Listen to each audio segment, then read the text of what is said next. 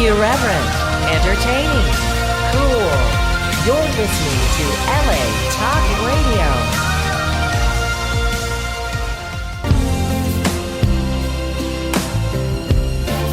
You're listening to the Power of Love radio show, only on LA Talk Radio. Welcome to the Power of Love radio show, sponsored by the Dee Dee Jackson Foundation, where we shine a light on loss and grief and how it impacts our lives. We are here to provide hope, resources, and a community. So that word is hard to say, by the way. Community. So no one feels alone in their grief. Stop laughing, Joe. We believe that through the power of love, that nothing is impossible with love on your side. I am TJ Jackson, and with me, I have Terrell Jackson. Hello, everyone. And the other guy, yeah, you're the other guy today. You're not the oldest brother. Is Mr. Taj Jackson. Hello. So, I have to say, great show last week. I missed it, but I wasn't here. Oh, yeah. You're on the phone with Yashi and Prince. That was a good show. I wasn't here. I was listening. I didn't even know you were listening, and then I got a phone call. I'm always watching you guys. You're always making sure. No, it was a really good show, and I saw Yashi at Genevieve's party. Yeah. And we spoke a little bit about the show. And she was good. Yeah, she was excellent. She was scared she was talking too much, but I think she did well. Yeah, she did. Okay, so let's do our disclaimer. We are not licensed therapists. We are just ordinary people who have experienced loss in our lives and have been impacted by it and have learned from it. And we want to share our opinions in an attempt to help you overcome what you're going through. We are all going through things. Saying that, if you need professional help, we urge you to seek it and find it. Don't just rely on us. Okay. So we are live, obviously, as in right now. If you're hearing us, this is what's going on, and you just heard it. Maybe you did not, but there's laughter in the halls. That's not us laughing. But we are here live on the Power of Love radio show, and if you're listening to us right now, thank you for joining us. Later in the show, we're going to open up the phone lines, right? Yeah. Where are we doing this this radio show from? Because I don't think people know. They might think we're doing it from home or something. Okay, first of all, you've been in the music industry for 30-something years. What are you doing? Do you know what I'm about to say to him? Yeah. Oh, get closer to the mic? Yeah, why are you 3 feet from the microphone? Can you answer that? Hello. People want to hear Turn you, my mic Todd. up then. Why do you ask where we're doing it? Because I think people want a picture of, like, in their mental? Yeah, I could, there's people walking down the halls laughing. I would want to know where you are. You would want to know the city I'm in? Does that mean? Like, they don't. I don't know if people they know that we're actually in a building. Gotcha. Okay, so you're worried that they think we're in your closet or something. Yeah, like on my okay. like my place. So we're at LA Talk Radio, but then we're at LA Talk Radio, which is a building. Yes. And we're on the 4th floor. I don't know why you got me describing You have to describe exactly where we're at. We don't want to drone. But no, it's a radio station. Yeah, it's a radio station. So we're in one of the rooms. Yeah. But we're enjoying ourselves. You look like you want to say something. Yeah, I do. Go ahead. You mentioned we're going to open up the phone lines. As always, we have Twitter available. Yeah. So we want you to tweet any questions or any comments you have. Our handle is Taj. No, you say it. No, it's Taj's thing. Yeah. For Twitter, it's at DDJ Foundation. Want me to do Facebook too? Sure, Facebook Taj. is DEE Jackson Foundation. Instagram is at DEE Jackson Foundation. And the website is www.ddjf.org. Okay, and the one thing I think that we don't talk enough about, or we don't plug enough, is there's an organization, a nonprofit organization called the Association for Death Education and Counseling. It's an international professional organization dedicated to promoting excellence and recognizing diversity in death education, care of the dying, grief counseling, and a lot more. If you feel that you need some information on the process of death and counseling through it, check them out. That's www.adec.org. I think one thing for anyone who knows us, the reason why we're doing this show, the foundation is built on helping people. That's our priority. That's our goal, is to help people. There's many ways to help, and one of our mission statements as a foundation is to try to get the dialogue going for grief and loss and overcoming and turning that into something positive for you. And I think my brothers would agree that the best way to do that is to communicate and to kind of open the conversation. That's with everything, actually.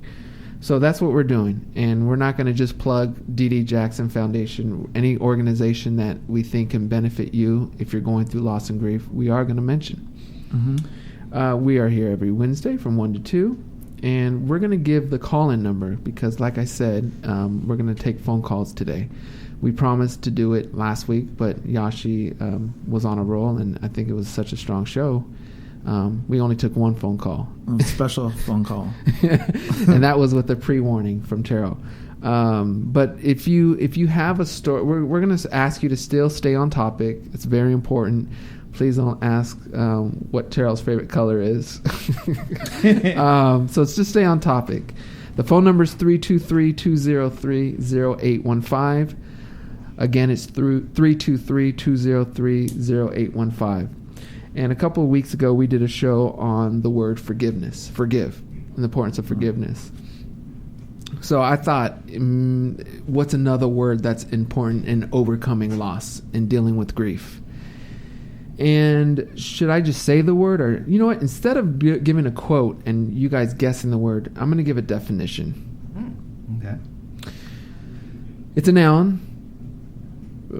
It can also be a verb, but in this case it's a noun. And the definition is a feeling of expectation and desire for a certain thing to happen.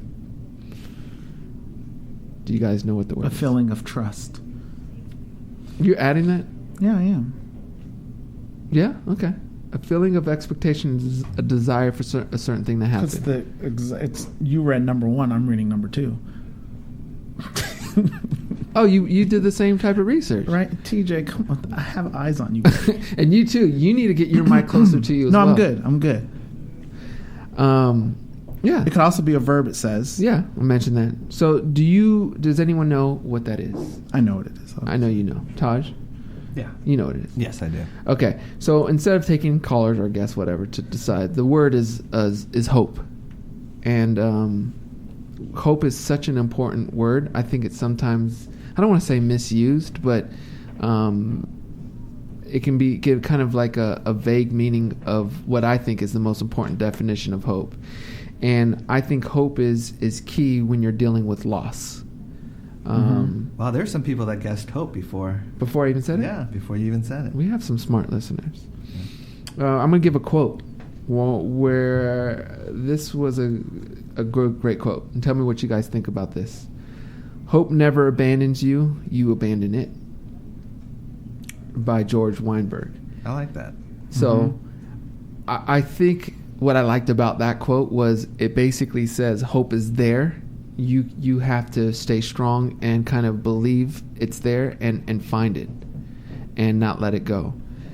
Because whenever I deal with loss, I think sometimes, I should say whenever someone deals with loss, I think sometimes the first thing, I shouldn't say the first thing, but one thing that gets tested is your hope. Your belief that everything's going to be okay, that you're going to get through it. And that is key, that you do not abandon that hope, that feeling. Any significant loss I've had in my life, it's been hope that's pulled me through. And it's not just hope. I think it's important to say hope can come from other people. It can come from a book. It can come from a song. It can come from a quote. It can come from many different things, any type of inspiration, I think. And I just think it's very important that we locate that catalyst for hope. Excuse me. You need water. No, I'm okay. I wasn't getting it anyway. We usually have water. Are you Yeah, we slipping? do. Me slipping. What, we don't have a guest, so you don't get water? What I was going to say about hope is it can definitely be tested during difficult times. How you think, how you feel, your goals, your desires. It's important to have a strong family, a strong friends around you,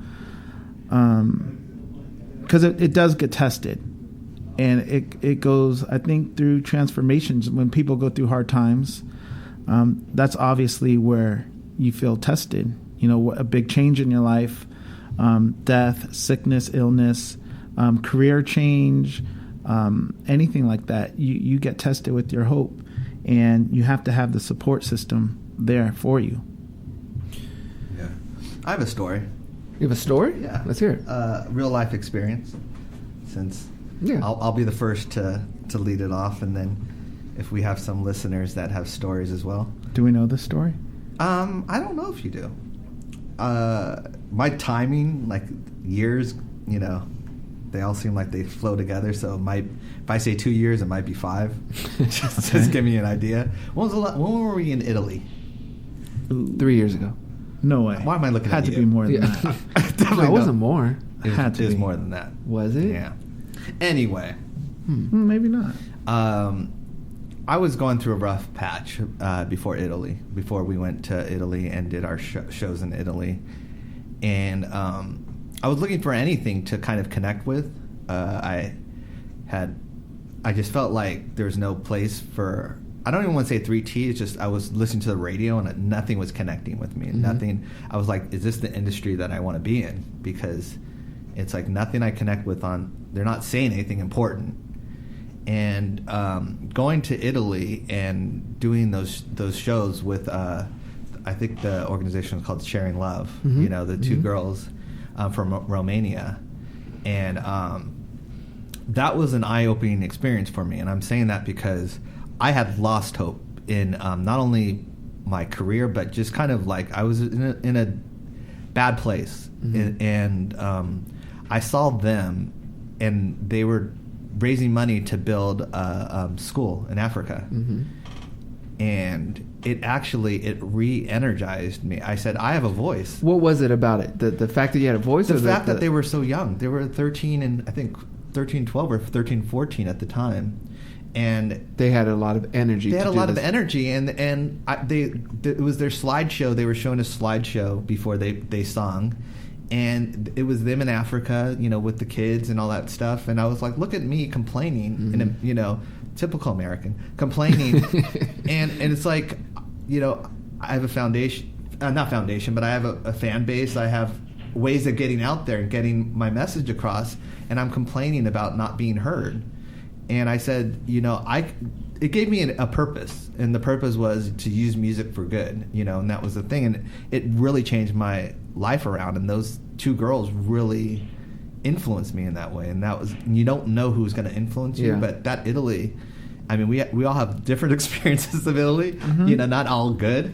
But that for me was like the spark to say, no, this is what I want to do. This is what I'm supposed to be doing, and it kind of reminded me of what Uncle Michael used to say about, give back and, and use your gift for good. And so it completely changed my viewpoint. And, I'm so grateful to them still today, 2 girls from Romania. I think that's cool. Thanks for sharing. Because I think when you're in that down moment, that lost spirit, I think maybe if we can try, I've never thought of it like this, but maybe if you could try to find a way to help others, it kind of gives you a sense of I don't want to say just purpose, but it kind of revitalizes yourself and gives yourself a good sense of value. I think that's kind of, in short, what you were saying. I didn't need to take 3 minutes to do it, but hey, but you needed the story. I like it, Taj. I had to build the foundation. Taj, I appreciate your Did you? story. I needed your 3 minutes. But it was. I think that was the important thing about it. About the story in general. It's just that, you don't know where that's going to come from. That hope, and you don't know who it's going to come from. And that was the thing. They were fans of us. That's why they wanted us to be part of their show. But in a sense, I got more out of it than they did. Yeah. Good job. One more quote before we open up phone lines. Again, we're opening up phone lines today. The phone number, if you want to tell a story on hope, on how hope helped you, on what you're dealing with, where you're needing hope, If you're having trouble finding hope, give us a call. The number is 323-203-0815. Again, 323-203-0815. Here's another quote. When you get into a tight place and everything goes against you, till it seems as though you could not hang on a minute longer, never give up. For that is just the place and time that the tide will turn. That is by Harriet Beecher Stowe, and I think that sums up hope and what's needed. Because life is going to deal you a card. You may be going through it now, it may be next week, it may be next year, it may be 5 years, but you're going to get a card that's going to test you, and you have to stay strong and rise above it. Yeah, you definitely. I think everybody that lives this life gets to a place where they kind of lose themselves. Mm-hmm. And once again, you need that support system. You need something, because you lose yourself and you get lost, and you start doubting, you start questioning yourself. You don't know where you're headed. You don't know where you're going. You don't know where you've been. And you need something, that spark that kind of lines it all back for you, so you can start making the right choices and decisions. But it's not easy. Yeah. It's not always easy.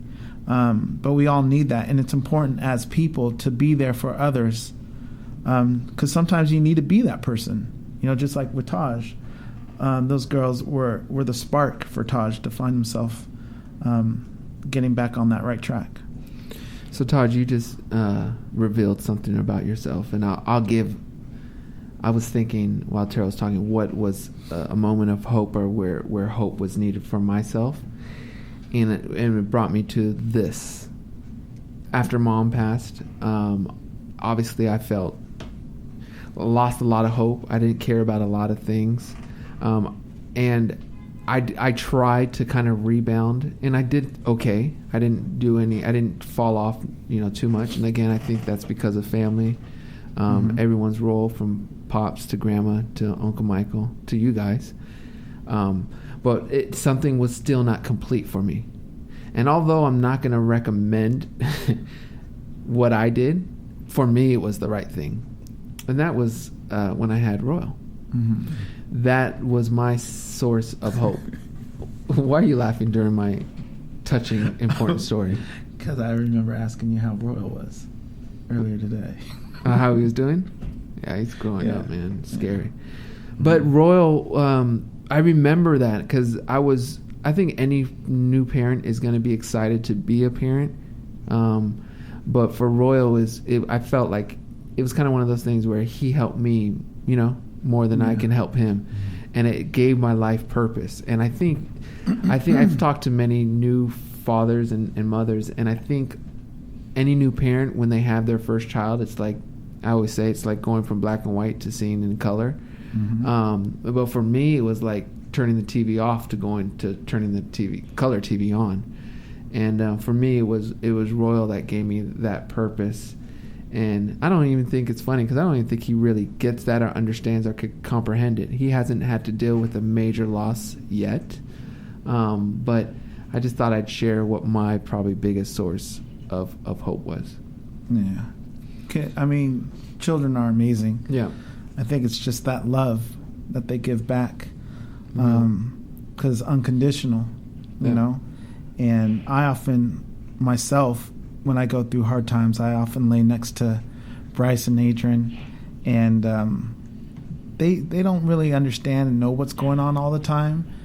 They always just want to play or just have fun, and they remind me all the time the importance in the simple things in life, and their children in general, they're just filled with love, and sometimes that's all you need to get you through that difficult time. True. As a father, is there ever... Okay, obviously all kids have struggles and they're learning how to navigate through life. When take yourself back to a situation where one of your boys is down, or whether they lost the game, or something as simple as that, what do you tell them, or how do you handle that? Oh, When they like, well, a game? And If anything, they lose a game or either way. strike out or something? Yeah. It depends on the situation, you know. They're still very young. They're 5 and 8. Adrian's actually good right now.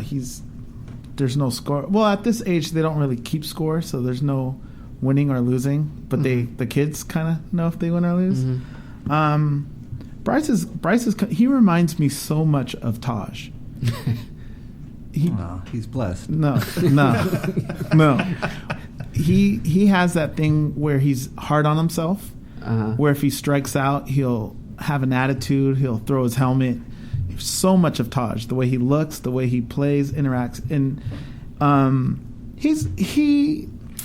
he does take things hard. He's competitive. Because baseball's a tough sport. It is, and you can strike out 2 times and need to maintain your hope to get that game-winning hit at the end. So what are you doing as a father to try to keep that going? You know, it's not always easy to coach your child because I'm the head coach. So I've heard and I've talked to other coaches. It's not always easy to coach your child because they always look at you at dad. They think maybe you're being extra hard on them. And I try as hard as I can to be fair to everyone. But, of course, he's my son, and I want him to do his best always. I don't have high expectations. But, yeah, there's been times where he hasn't succeeded the way he has wanted to maybe in that at-bat, you know. Right. And I have to remind him. It's just you have to let it go. And the next one, you got to, try better. Try harder. It doesn't always turn out the way you want it to, and I've had stories. I don't like sharing them all the time because I failed in baseball. I've had the home run hit off of me that cost us the 12-year-old All-Stars. Sorry, Ryan and Justin and everyone, but it happens, and it builds you up for those moments to get by next time. So as a kid, without talking about losing a parent or dealing with a divorce or something major, what was it that got you past something as simple as giving up a huge home run in the at that time the biggest game of your life? Yeah, was it friends hard. That got you past it? It's interesting because when you're young, looking back now, there were so many things that happened to me where I thought it was the end of the world. Whether it was breaking up with a girlfriend in 11th grade, or losing a baseball game. Those are hard moments then, but you look back and you laugh at them. But they also define who you are now a little bit. What gave you hope to not, or did you just sulk in it for a long period of time? Was there someone that said something to you that said it's going to be okay? Yeah, of course. Was there any? Well, there's always that. Keep your head up. You did well. Get them next year. You're a great Tiger. All that stuff, and you don't want to hear that at the time. Yeah. But I remember the 12-year-olds. I remember them crying. I was 11, and they were 12. But our pitchers, the 12-year-old pitchers, they didn't want to pitch, or their arms were hurt, or something else. So I had to come in. But I was 11, so I still had an extra year. But they took it hard, and I felt really bad for that, Yeah, I didn't know that. And I have it on video too, which is awful. Was it a deep home run? It was. I think it was a first and third. I think it was a 3-run home run. Jeez. Yeah, but you know what? I wasn't calling the pitches. Yeah. So you blamed definitely it on didn't have. I don't blame it. You didn't Maybe have the me as coach- a catcher, so I wasn't calling the pitches back then, so it's questionable. Without getting too specific, if you have a friend that just lost a parent or a family member who just lost a parent or loved one, what do you guys tell them? I just had a friend that lost her husband, and I think it's more of just being there for them. And what does that mean? What is being there? It means physically being there for them, like not just say. Of course, you can say the things like I'm always here for you and all that stuff, but I think you actually have to make that effort, because the hardest times that I remember is when everyone leaves. After the funeral or whatever. Everyone's there for the funeral and support and whatever. But what about a week later? What about 2 weeks later? And I'm not going to divulge the name, but her mom gave me a big hug and said, don't let my daughter be alone, and because she knew we had a lot of friends in the, you know. So let me just understand this. Your friend lost their father? Lost her husband. Gotcha. And she and the thing was, is I saw a lot of myself in that, because she was being strong for the family. She was like the rock, you know, trying to be. She has 4 other kids, so, you know, and 4 little kids, and she was trying to be strong, you know. And I saw that, but you know, for me, it's about connecting and being there, you know, when everyone else is not, or everyone else is going on their merry way, and they don't even notice that they're doing that, but just being there for her, and you know, and yeah, I told her I promised her that I would, and I will be, because you know, she's a dear friend of mine, and you know, just being there is one of the most important. Physically, just showing there. up literally is the most important thing. So let's try to get 3 good steps for hope. So just being there would be 1, right? Would you agree with that? For hope? Yeah, because we all agree that hope is an important component to rebuilding and letting someone or getting someone over the dealing with loss and grief. So I would say support more than, because the thing is, it's very hard to have hope when when it's by yourself. You know, you're your worst enemy sometimes, and that's the thing. It wasn't until I was around other people and they were giving me inspiration that I got my hope. You know, that was the thing. If I was still at home or whatever, I probably would have felt the same way. It was just going out there and seeing other people and feeling their energy that made me feel hopeful. You know, and I think that's the same thing with my friend, is that if she's alone, she's probably going to be very sad. But if she's around other people that are building her up, or you know, making her feel good, then that's going to, you know, give her So hope. support. I just like being there, because that means 2 different things. Yeah. Support could be a phone call. Yeah. Or true. a text. Being there means being there. Yeah. And there's a difference to me. Yeah. So I think being there is, because what you described in your story was the physical act of people leaving. Okay, I'll You know give you what I that. mean? They could say, I'm going to call you in a bit. Yeah. No, I think when you go through a change like that, when you lose somebody, you lose yourself as well. You don't know how to feel. You don't know how to think. Your whole world's just changed. It's altered. And I think important thing is being there, like you said, and support. You know, it goes hand in hand, because, like I said, your world is altered. It's changed, and you're not stable. Your mind is thinking things. I can't do this. I can do that. You go up and down, and you need some kind of consistency. You need some kind of support, some kind of friend or family, somebody being by your side to get you through that. You know. What about moving on? What's the best way you encourage someone to move on?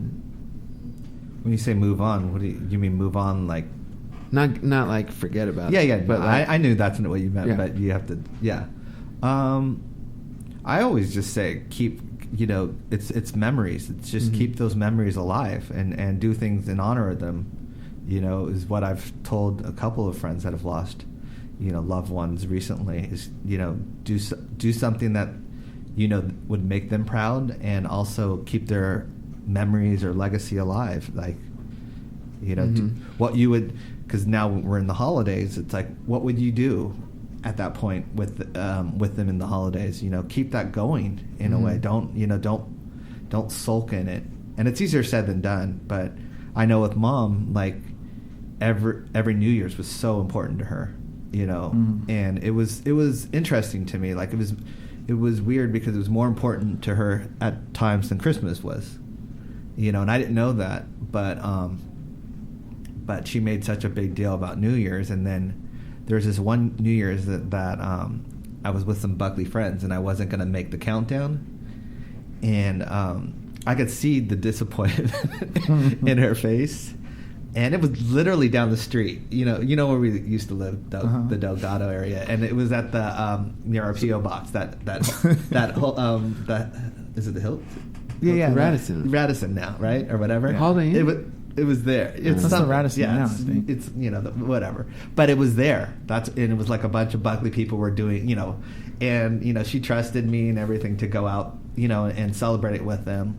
And something told me, I was like, you know, this is more important to my mom. And I actually drove back before, and made the countdown, like literally as you guys don't remember this, but as you guys were counting it down, and Mom was so happy, and I'll never forget. That was a great memory to me, but it just reminded me like that was so important to her, I guess, starting the new year. And it's a tradition that for me, I feel like New Year's is a big thing for me because of that reason.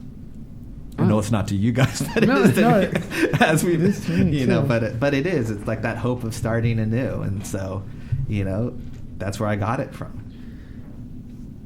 Joe, did you? No, I did not know that. Yeah, I didn't know that story either. Yeah. So you think maybe component number 2 should be have great memories and make them proud, kind of thing? Keep the memories alive. Keep the memories alive. Yeah, and whether that's making them proud in terms of, a lot of the things I've said is what did they want you to do, or what would make them happy, and then just keep doing that, in a way, because that's the hard thing is you losing that hope, and you start thinking that the world's ending, and that's the thing. And I think keeping the memory or legacy alive, it gives you kind of comfort in a way. There's a quote I want to read. From someone online on Twitter. I'm doing your job because you. I'm doing it too, but I'm talking. I'm in the guest seat right now. It's from Toria. Am I saying that right? Toria? Are you looking at me? I don't know. And it's you know what? Let's retweet it now. But it says, no matter how bad things get, something good is out there, just over the horizon. And I think that's really a strong quote, because you have to have that faith. You have to have that belief that everything's going to be okay and everything's going to get better. And I challenge is probably the wrong word, but I hope you who are listening are inspired to be that source for someone who's going through something. And going back to what Taj said, by giving, you often find happiness and self-fulfillment in yourself. So be that source of hope, that source of inspiration, and that support, and inspire someone to do well and overcome. That's a good point. It is, because you do get a lot of joy from giving as well. Another hope quote. I know I said that. You got some quotes today too. I do, man. I love quotes. I told you a couple weeks ago, quotes are my thing. Do you follow the quotes though? No. I mean, I should say no, but not as much as I wish I could. Good, yeah, and I haven't had time to read, because there's so many great books on these topics that I want to read, or at least they look like they are, that I have not been able to read. So it's like quotes is the best thing I can get to it. Do you have a favorite quote? Do I have a favorite quote? Yeah. Yeah, but I don't know if it really pertains to this topic. But you do have one, and you do remember it. Yeah. Okay. It's very simple though. Okay. Yeah. Okay. So the other quote that I thought was great is by Lin Yutang, not Pootie Tang, but Lin Yutang. Hope is like a road in the country. There was never a road, but when many people walk on it, the road comes into existence. Taj, I thought I would get a better response from you. Did you hear my quote? No. I was doing my job. I know you were. Looking were. at tweets. Hope is like a road in the country. There was never a road, but when many people walk on it, the road comes into existence. Oh, I do like that. Yeah. Why do you like it? Why do you think I would like that? Because you like those that are pretty short, that are Wait, that have a meaning, yes, that kind of have a double meaning, yes, and that are profound. Plus, Taj doesn't like Taj likes his own road. I do. It's not that I like my own road. I like to, if people, I don't know how to say this. I don't like following other people's road, but at the same time, when it comes to support and hope, I do like the more the merrier. Like I would want, that's when I like groups.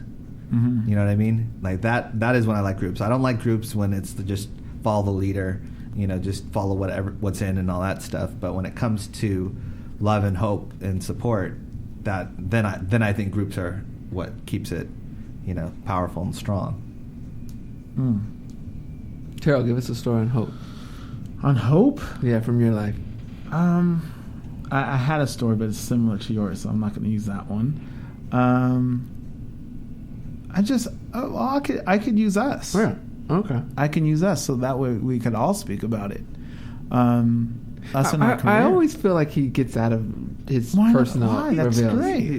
This is personal. This is me, my group. Yeah, but I always Everyone's feel got their own path. I feel like he always gets out of a personal Terrell story. That's not true. I mean, you did tell the baseball. Yeah, we one, told but- baseball. Yeah. We did, but we could talk about us with the music. Okay. You know, because we've had goals and dreams, and we've had success with it, and then there's been challenging times with us, and it's maintaining that hope. There's been times where at least one of us has doubted, you know, the road of where we're going, and especially with this industry, it is difficult. There's been things out of our control, but it goes back to having that support system, having hope, and staying course, and just get back on your feet and keep moving. And then when Taj was talking about the loss, one thing I noticed, and it happened last time when I went to Mom's site, I just very clearly, I remember feeling a certain way, but you look outside, like even now, you look outside, there's cars driving, there's people talking, walking, and life goes on. Mm-hmm. And for me, there's just something in that for me that movement. it feels. I don't even know how to describe that feeling. You're so lost. You're so lost. You're so you just lost, or you're going back, reflecting on. For me, it was Mom. Mm-hmm. You know, I was just thinking about Mom, and I was in a place of loss, and I was so sad. Yet, you look around you. There's people playing soccer. There's people laughing. The life still goes on, and it's so. I don't know the word for it, but it's just. It's so the contrast is so strange to me, you know. So I don't know what I'm trying to say. No, we got you. We don't even have much longer on today's podcast, today's show. Oh, that so one. yeah, but I promised phone calls, so we answered our first phone call. Who do we have on the phone? Oh my gosh, I wanted to make sure I called in since no one else was calling in, but it's Gigi Taylor. I hope I'm not Gigi? bothering again. You are not never bothering. bothering. Come on. How are you, Gigi? Oh my goodness. How are you? Well, I'm doing okay, thank you. Good. So I'll say about this hope thing. So I lost my health in 2007. I have numerous medical conditions and diseases, and I just had my 17th major surgery September 30th, this past September 30th. And I was in hospital 5 days, so I'm at home still in post-op status. And I guess I lost my hope in life and all of those things. But then I kind of have hope in my doctors and their promises. I believe that there is hope in people's promises. You know, I promise I'm not going to give up on you. I promise that we're going to find a cure. I promise that we're here for you. We love you, and we really do care. Just speaking of my doctors. So my hope was lost, but then found again with my doctor's promises to help me. And so I hope that's kind of relevant. Yeah, no, it's That's very very, relevant. very relevant. Then, you know, I appreciate you, Gigi, first of all, for calling, but to share about doctors because, you know, sometimes I think they don't get enough credit. And Gigi, you have a personal experience where a doctor has helped you because it's like everything. I don't think, not everything, but I think most things, I don't think people need that support, that strength, that belief to accomplish things. Here's my question to you, Gigi. I don't know, or to Taj and Terrell, to anyone. Well, what about those instances when doctors give a pretty negative outlook on things, and you have to find that hope, or you know, has that happened to you at all, Gigi, or has your doctors always been a very positive source for you? Okay, so that's a good question to me because, again, this is my 17th surgical procedure since 2007. So getting into too much detail, but I just have a disease. One of the medical conditions I have or disease is that I have tumors that grow. The last 3 of them have been the size of a football inside of my abdomen that compress all of my organs. Wow. Now, we don't want those to be cancerous, and they have been benign. So for me, because I'm a Christian, I give all thanks and glory to God through Jesus, because I don't want cancer. But I have had doctors say, there's nothing we can do for you. We can't even surgically remove these anymore. This is not literally this type of language, but in the big word language, and just basically saying, How do you there's stay nothing strong? we can do. There's nothing we can do for you. You're going to end up maybe dying. Yeah. And so with that, taking that and answering your question is, for me, oh boy, I had to ignore it, and just, I have gotten a second opinion, and now I'm with a wonderful oncologist to help me. Yeah. And that's who's given me hope. Did that answer it? I'm sorry, Yeah, I'm kind no, of it does. rambling a little bit. First of all, thank you, Thank Gigi, you. for the phone call. We're going to try to answer a couple more, but I have a Sure. question, Yeah. real quick. Yeah, I think also, what it's important to see that there's people that probably were in your situation that did overcome it. I think there's always those stories. It's like you want to focus on the people that didn't make it or whatever, but there's those people that didn't give up and that did believe, and I think that's what you should be focused on, because I do And believe that's what I'm saying. As far as my doctors, that certain doctor, I had to ignore that and say there are Exactly. people Strong. that have overcome, and so that's what I'm saying. And so I just had to find another doctor that would have yeah. help me, and you know what I'm saying, and have Gigi, not give up and on me. That's not So, easy thank to you. do, because and thanks, Gigi, thank you. That's not easy to do, because you're not. If you're not a doctor, you're kind of giving them the power, in a sense, to you're trusting them to know more about the situation than yourself. So sometimes you gotta find a different source of hope. And were you gonna say something? No, I have a weird philosophy. I'll say it real quick, but I feel like the body is designed to heal itself, and sometimes it's our mind, or hearing stuff from other people that Gets in the way. That gets in the way of that, and that's why what I would say is just never stop believing that that it can go away or that can be cured, because I've heard those stories, and I know people where those stories have been true. And to add to that, I think if you're in a profession or in a position, and it just doesn't need to be doctors, it could be teachers, it could be coaches, it could be parents, you have to respect the power of your word and your body language and what you give to others, because some people hang on to what you're giving them, and if you're not careful, you're going to give them the opposite of hope. Yeah. So let's take one more phone call. Who do we have on the phone today? Hello? Sequoia. How are you, Sequoia? Fine. You have a story of hope you want to share with us?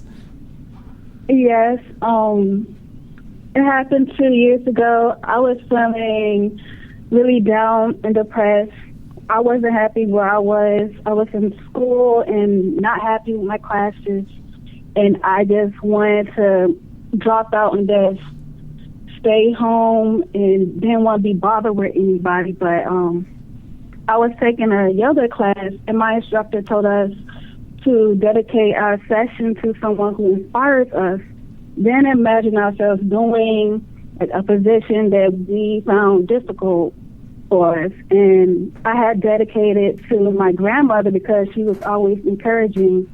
And ever since then, I dedicated everything to her. And like last year, she had passed, but at first, I wanted to take massage therapy, but I thought I couldn't because of my eczema. But I thought about my grandmother and hearing her encouraging words, and now I'm in school for it, and I'm happy with it. That's incredible. That's awesome, Sequoia. Thank you so much. And Taj, I always feel like you're about to say something. No, I'm thankful for them sharing their story, because I know it's not It's not easy. It's not easy, and And that's the thing, but it is so inspirational to other people, and and to us. So it takes a lot of courage, and it's very I'm just so thankful that I'm thankful to your grandma for inspiring you to to do that, to make that leap.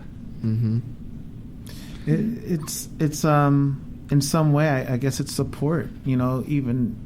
Even though her grandmother has passed, it's feeling that she's still there with you, still there supporting you. Because I do that often with Mom and even Uncle Michael, where I don't want to give up because I feel this is for them.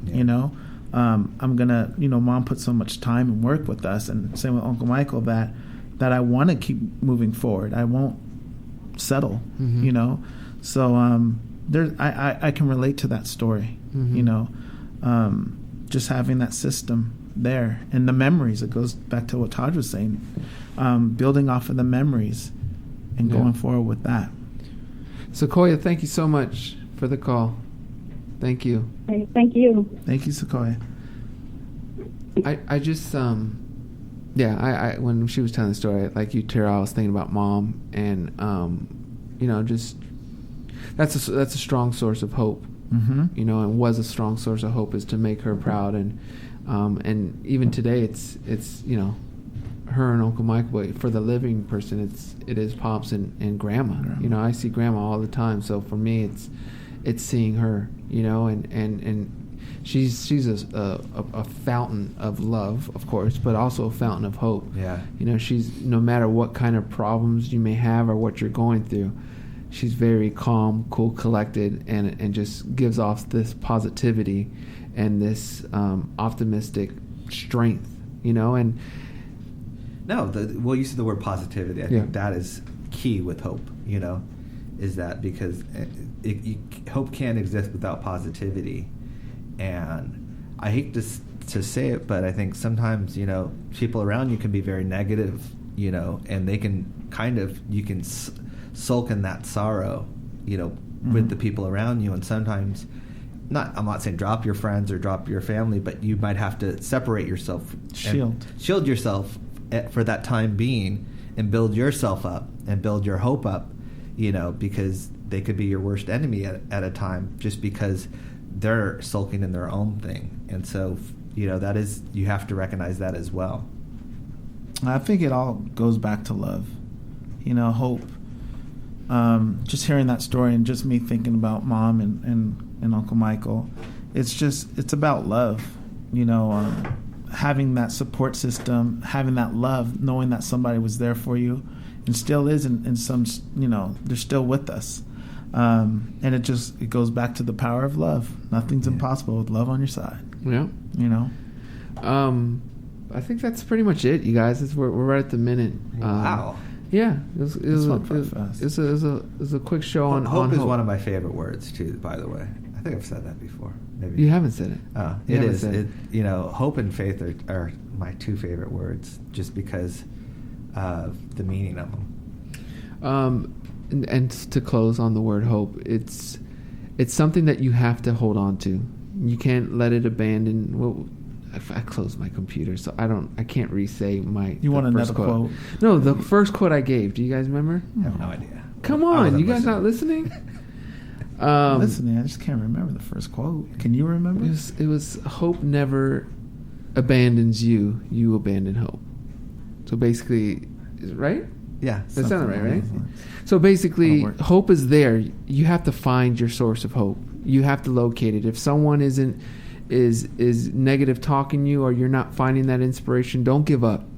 Just find your inspiration. Find your source of hope, because hope is the most important thing that's going to rebuild your life and get you past your suffering, your loss, and your grief.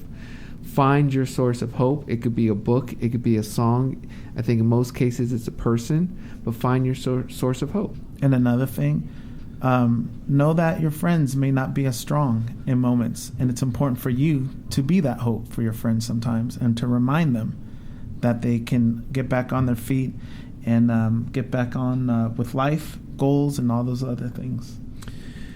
If Todd, you want to do I didn't really time this well. I'm sorry. So we're not going to go through the handles, but we will give the website. We're from the Dee Dee Jackson Foundation. The website is www.ddjf.org. And if you're just discovering our show and want to learn more about our foundation, please make sure you go to our website. We are here every Wednesday from 1 to 2. And if you found our program helpful and can afford to do so, please go to DDJF and support the foundation, because any donation amount helps us support those who are in need. Again, in closing, the word of the day was hope. Never lose it. That's the thing. Find it. Find your source of hope. We hope to see you next week. All right. Thanks, guys. Thank you for listening to The Power of Love. We are here to provide hope, resources, and a community so no one feels alone in their grief. Support for our Power of Love radio show comes from a variety of generous donors, including supporters from institutions, individuals, and corporations through the Dee Dee Jackson Foundation. DDJF is a nonprofit 501c3 organization.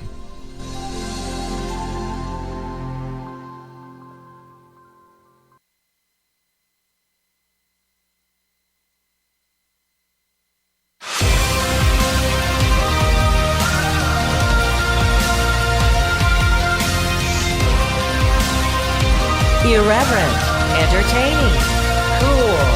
You're listening to LA Talk Radio.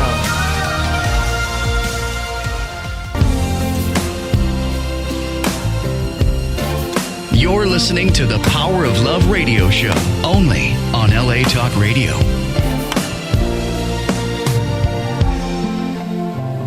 Welcome to the Power of Love radio show, sponsored by the Dee Dee Jackson Foundation, where we shine a light on loss and grief and how it impacts our lives. We are here to provide hope, resources, and a community so no one feels alone in their grief. We believe that through the power of love, that nothing is impossible with love on your side. I am TJ Jackson, and I'm joined here by both my brothers, Mr. Terrell Jackson and Mr. Taj Jackson. What's going on? How are you guys? Good. Hanging. I feel like I haven't seen you guys in a while. Why are you smiling? I just saw I you don't- yesterday. I don't know. But Todd, I haven't seen you in a little while, right? Maybe a couple days. Yeah. It's We probably- talked. Yeah, we talked, but we yeah, haven't. talked. How was your week, Taj? It was good. Oh, you go to me first? I don't even remember what I did this week. It was good though. Was it crazy or what? Any Yeah, movies? we went to Candy Cane Lane yesterday. You know where The all street? the lights are. Yeah, all those lights are. It was fun. We walked around and stuff like that.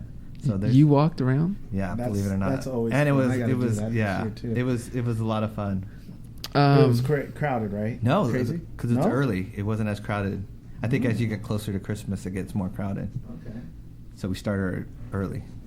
Terrell, anything? Nah, last year we went twice, I think, and the second time was on Christmas Day. Yeah, that's a Biggest hectic. mistake. Yeah, Horrible. that's well, they have like On people Christmas singing. Day? It was horrible. Carol, but if you really So crowded. if you really want to get like the whole effect, that's like around that time is the time to do it because it is like an event. Like you can't Yeah. even walk around.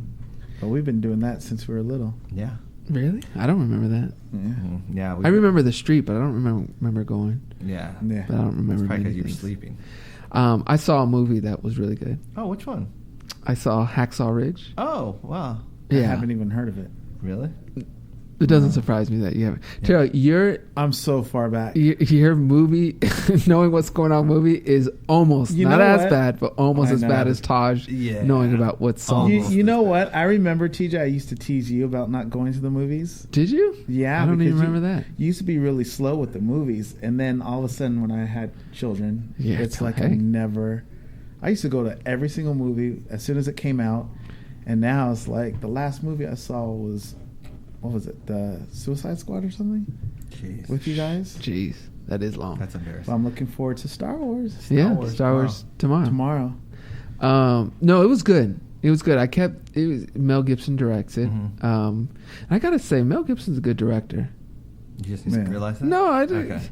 He's good, man. Yeah. Give the guy some credit. He's a good director. You know, in Ben Affleck is a good director too. Yeah. But back to Hacksaw Ridge. I remember when I was watching it, I was just thinking, war's terrible. You know, Oh, it's a war it's a movie. war movie. Okay. War is just terrible. I can't wrap my head around why we have to have war, and it's just so sad. No, it's crazy to me. Never a winner in that. It's crazy, but it was it's tough. It's tough to see lives be treated as if they don't mean anything and just numbers, But it's about pretty much a guy who wants to join the army during World War II, and he refuses to kill. He refuses to basically touch. You're not spoiling the movie, are you? No, this is pretty much. No, I'm not spoiling the movie.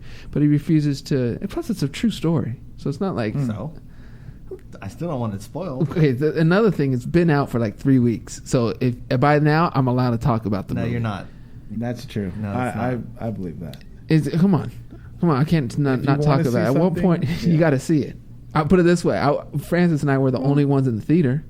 Really? Yeah, because it's old, but it's a guy who refuses. True story. Who refuses to basically touch a gun.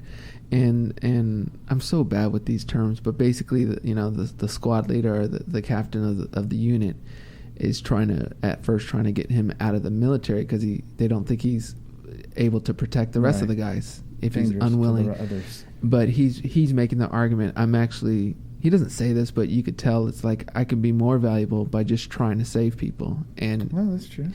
And without trying to spoil the movie, it's just cool to. Not cool, but it's interesting to watch during the war and during the battles him be really one of the bravest guys because he's just without any weapon, just sacrificing his life to help save others. And it was a pretty good movie. The name one more time? Hacksaw Ridge. Yeah, okay. It was good. Check it out. And you stayed up the whole time? I stayed up. TJ's notorious for falling asleep in movies. So please tell me you don't fall asleep in this movie. And it's not because of the movie. There was probably a 30-second window where I was struggling and I repositioned myself and I was fine the rest of the time. But it was only like 30 seconds, so I stayed up. Okay. I stayed up. I've actually been all right. And then Allied was another good movie I saw last weekend. I like that one, but I have not heard of that one either. Are you kidding me? Allied? Yes, with Brad Pitt. Come on, man. No. You're now on par with Taj and his music. Thank you. That's not a good thing, Todd. Anything else going on this week? Anything?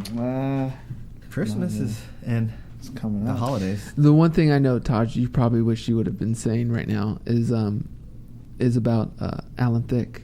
Oh yeah. Oh. Yeah. We lost a TV legend, someone. I think. Well, I actually remember, so I know you guys definitely remember. But someone we grew up watching on TV. From Growing Pains. So, and I was going through his tweets, and he had a tweet that was very actually about dying that I thought was very strong. I guess I should be reading it right now. Is that correct? If you're doing your job right. You brought it up. Okay, well let me pull it up. Hear about it. It's actually It was on DDJF, right? Yeah, well I posted it from DDJF. Yes. Why were you? No, I read it. Okay, it was good, right? Yeah. Well, while I load it up, any cool memories from Alan Thicke? You guys have any personal memories? Just Growing Pains was one of those shows we used to watch together with Mom and Pops. He wrote a lot of those. Did he? The theme songs, right? Yeah, Tosh? he wrote The Facts of Life in Different Strokes. He wrote the song? And Wheel of Fortune. See, a lot of people don't know that. I didn't know that. Yeah. And I knew his son was Robin Thicke, who's a great music talent, but I didn't know he also wrote as well. That's really cool. Did he do Silver Spoons? Ooh, I want to say he did, but I'm not 100% sure. I'm not 100%, so I'm not going to say it, but I'm going to get our resources on that. Yeah, our Twitter resources. I guess that's me. But he posted a tweet, I think in 2012, that was pretty impactful then, and I think it even has more impact now. It reads, "Live life so completely that when death comes to you like a thief in the knife, there will be nothing left for him to steal." And I think it was a prior quote from an anonymous source, but it was just very impactful. So a lot of people on Twitter are retweeting his personal tweet because he died so suddenly. The other thing I want to talk about regarding Alan Thicke is the fact that he passed playing ice hockey with his grandson. Oh. So that in itself is so sad, because his grandson now has to equate playing, and I don't know much about the family, but I think ice hockey is a big part of their lives. So it's now this sense of sadness whenever he goes on the ice to play, is the fact that he lost his grandfather in this way. And these are the kind of things that when you do lose someone, you think about, and I've been thinking about his grandson and how, his grieving process. Right. And it's just a tough loss, especially for the family. So we are here wishing you guys the best and support and all the love possible. So anyway, I guess I should have also started with this. We are live on the Power of Love radio show. So if you're listening to us right now, thank you for joining us.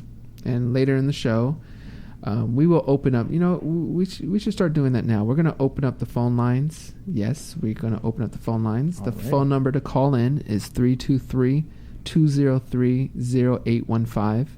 Again, it's 323-203-0815. And also, you could ask questions on Twitter or comments. Taj, handle? The handle is at Dee Dee J Foundation for Twitter. Why don't you do the rest too? Okay. Facebook is DEE Jackson Foundation. Instagram is at DEE Jackson Foundation. And the website, oh my goodness. The website, it's been that day. That's why you don't talk. That's why I keep you muted. The website is www.ddjf.org. Okay. But we're only looking at Twitter for the questions right now. Yes. So again, that's at DDJ Foundation. All right, listeners, he will be muted for a while. You're welcome. But anyway, the holidays are here. We already have a call, so let's just take this one call. Hello? Hello? Are you there?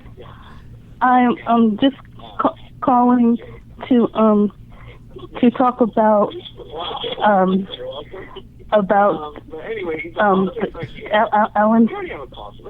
Alan Thicke's death. And hello? Yes, first of all, you know what? Turn down the radio or your computer. Okay, hold on. You'll get confused. And then, what is your name? You there? Okay, I'm sorry. It's okay. What's your name? My name is Alicia. I'm calling. Okay. Yeah, Alicia, either mute or turn down the radio, however you're listening to us. Felicia? Yeah, I'm sorry. I'm there. I'm just trying to turn my computer down. Oh, okay. My name is Alicia. Okay, I'm going to let her call back when she's got it, but I'll keep an eye on her number. But she wanted to talk about Alan Thicke, which I'm interested to know what she's going to say. Yeah. So we'll make sure we get you back. Was it Alicia or Felicia? I don't know. I thought she said Alicia. I thought she said Alicia, but then I heard something different. Okay, well, we'll wait for you, Alicia, to call back. But anyway, what I was saying was the holidays are here, and obviously the holidays for many, including myself, are like the best time of the year. They're a lot of fun. Everyone's bright. Everyone's happy. But for some people, it can easily be the loneliest time of the year and the saddest time of the year. So I think something that we should do is talk about what do you do to overcome that sadness, that loneliness during this time of the year. Yeah, but before, I think you should do the disclaimer. Okay. Yes. You sound very smart. But Yeah, let's not pretend here. Well, I like to think of myself as pretty smart, but I am not a doctor, and my brothers are definitely not licensed therapists or anything like that. We're just ordinary people who have experienced loss in our lives. We've been impacted by it, and we've learned from it. And we want to share our opinions and what we've learned with you. So we ask you to hear us out and see if we can benefit you, but in no way take us as professional help. Okay. You're getting a lot of tweets that it was his son, not his grandson, that was on the ice. No, it was his grandson. Well, you've gotten a couple. All right, I'll double check. Let me get Alicia back. Alicia, are you with us now? Yes, I am. Sweet. How are you, Alicia? I'm good. How are you? We are doing well. Like I said when I called the first time, I don't know. It was like Alan Thicke's death kind of shocked me in a way that most of these deaths that we've been having this year have as well. And like you were saying, TJ, he was playing hockey with, I think it was his son, not his grandson, but having that memory with him, I'm not sure if it'll be a sad memory or a happy one, but I know for me, I lost a surrogate grandmother 20 years ago this year on my birthday, and it at first it wasn't, well, at least the first couple of years it was hard, and then as time goes by it weakens, but you never forget. Mm-hmm. And so for me, this year it hit me hard, and then I lost my last grandparent a couple of months ago, and this is going to be the first Christmas without any of them. So it's, I'm sure it'll be difficult for the family, but in a way, it might be comforting, especially since, like they've been saying, they just saw him and just had happy memories too. So once when you have those memories, it helps. But yeah, I've been like you guys, just thinking about growing up with Alan Thicke, watching Growing Pains, and he was just on made cameos on a couple of shows as well. So it was kind of shocking to hear last night. But exactly. I think we'll all have those memories to remember him by. Yeah. Well, thank you for calling in, and thank you for sharing your story. Yeah, it's not easy to do. That's the thing with death. It's unpredictable. Sometimes it's sudden, just comes out of nowhere, and it just changes your whole world. It changes, and it's never the same. And it's, you're never prepared for it. And it's just difficult. It's just really hard, and you really don't understand it until you go through it. Alicia. Yeah, go ahead. Go ahead. No, go ahead. No, I was just saying, like, my grandmother was 95. Well, it's just a month shy of her 95th birthday, and I don't think any of us were ready for it. So, it's still. And you know what? Hard. You bring up a point, because I think some people, when they hear someone being in their 90s or 80s or I guess even 100s, they feel like, well, they got a good life. But that's, in my opinion, still the wrong way to think of it, because there's a lot of elderly people who are very sharp, happy, excited, and excited to see their great-grandchild or whatever life events they may come. And it's still a robbery. It's still a sudden and tough thing to get over, regardless of age. But Alicia, I want to thank you for calling in and being brave. And being brave, because I could tell from your voice, it's still a tough thing for you, and I know it will always be a tough thing. But just by sharing your story, it means a lot to us and to the listeners. So I want to thank you on that.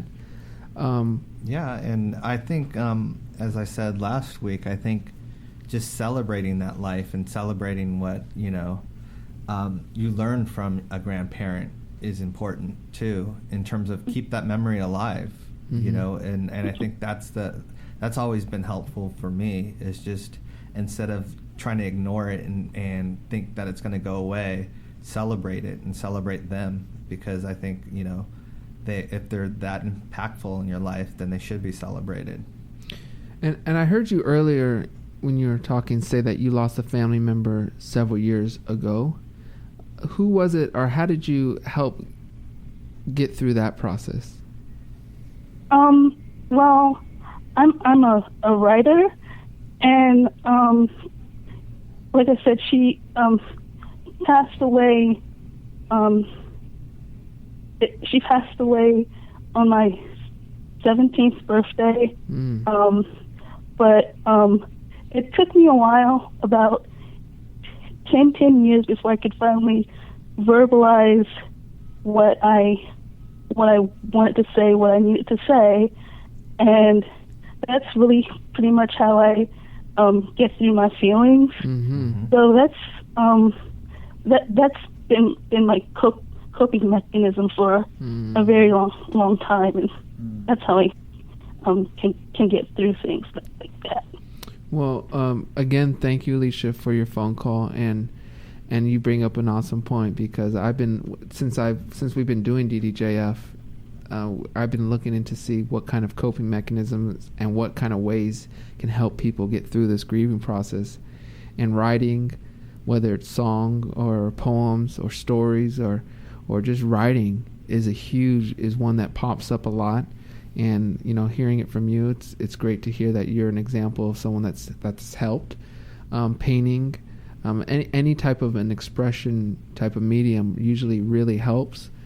And that's pretty. I just want to thank you, because I could tell from your voice how hard it is for you to talk about it, and you're still in pain, and that's okay. There's no time limit. It's a process, as you know. There's no right or wrong way to grieve. You just gotta get through it and try to make your loved ones happy. And that's how at least I have always tried to do it. I try to make my mom and my uncle in particular, both of them, happy and proud of me. And that's one way I could try to keep going, is to make them proud. But again, thank you, Alicia, and we're wishing you the best through the holidays. Thank you. Take care of yourself. Take care. All right. You too. Bye-bye.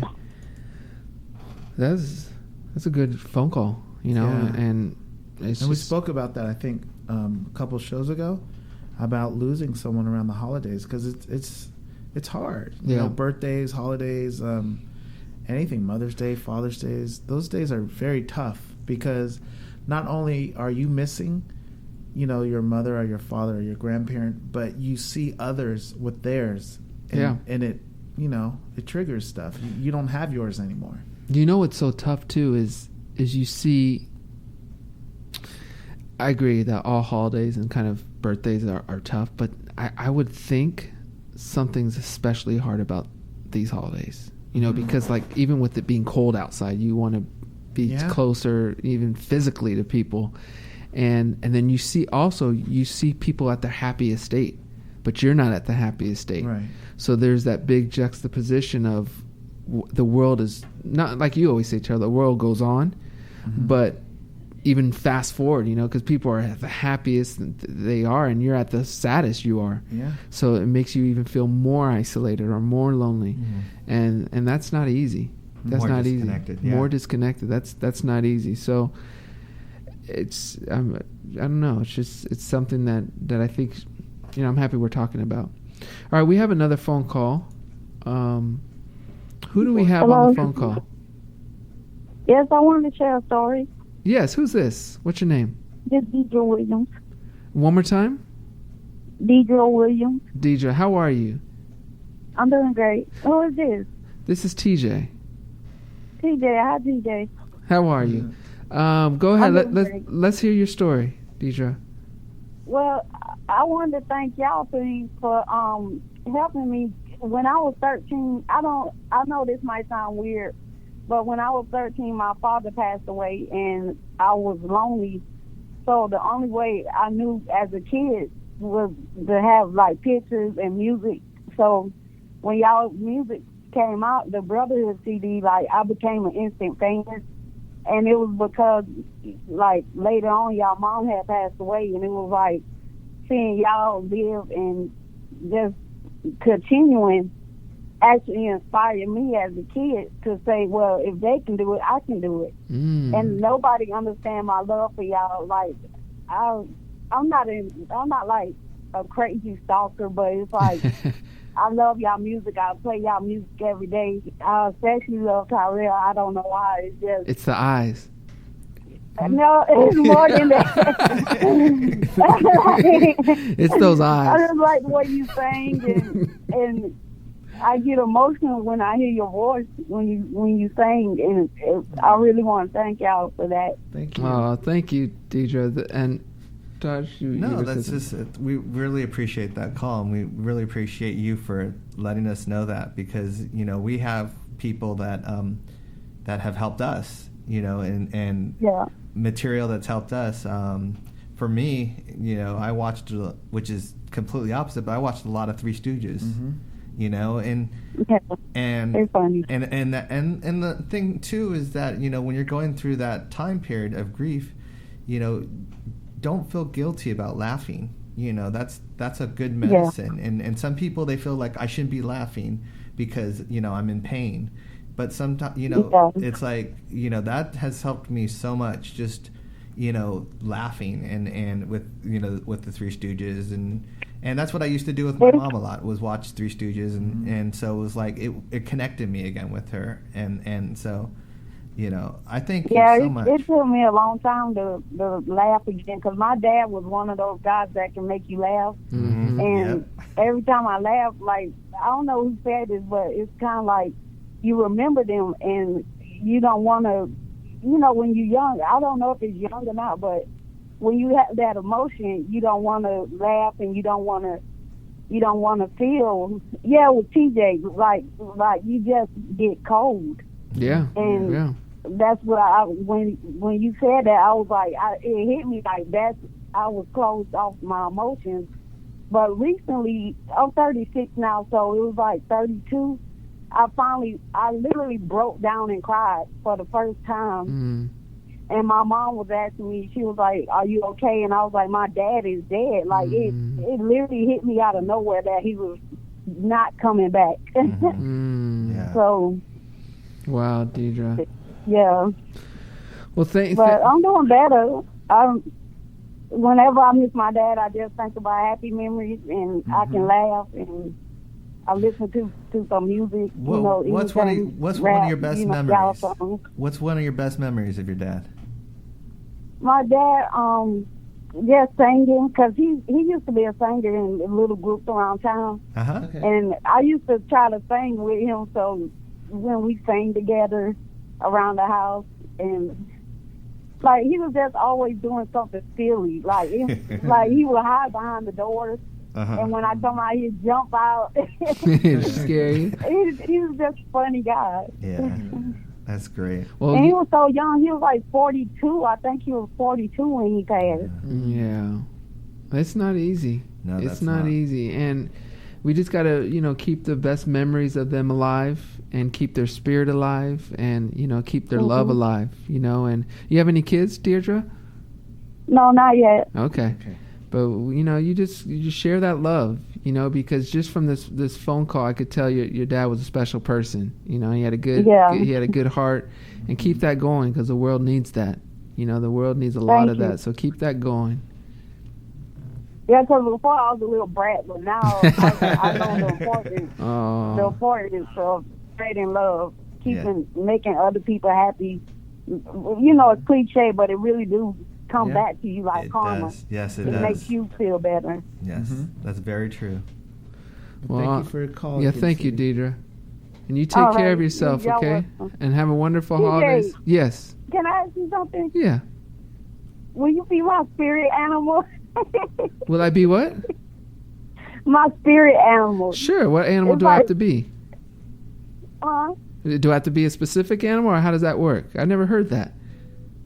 It's kind of like something that makes you happy. Okay. And because every time you talk about something, I'm like, I agree with TJ. Like, I always agree with you. All right, I'll be your spirit animal. And bros, you hear that, right? Every time I talk, she agrees with me. But Deidre, of course, thank you for saying that, because now my brothers, they know who to listen to. I don't know if that's a good thing. Oh, no, I My thought headphones are on I thought mute. it something. Deidre, thank you so much, and have a wonderful holidays, and I'll be your spirit All right. animal, all right? Y'all too. Take Thank care of you. yourself. Okay. Love you Bye. too. Bye-bye. Bye. Sweet. Yeah. And the thing that I got from that phone call, obviously, as parents, you want to give your kids a great memories so that whenever it is your time to go, you leave something great behind and something that brings happiness. You can hear her smiling through the phone, which was cool. Mm-hmm.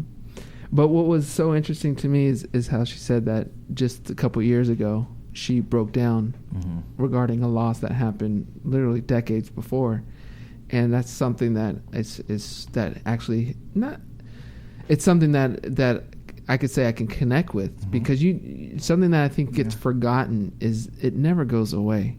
It's not one of those things where after 2-3 years of therapy they're good to go and they're normal, or they're back put together 100%. There's always going to be that crack when you lose someone you love, and and that's okay. So if you're out there and you had an episode like that, or a situation where you kind of broke down recently off a loss that you felt or thought you were over, that's normal and that's okay, and I don't want people thinking that something's wrong with me.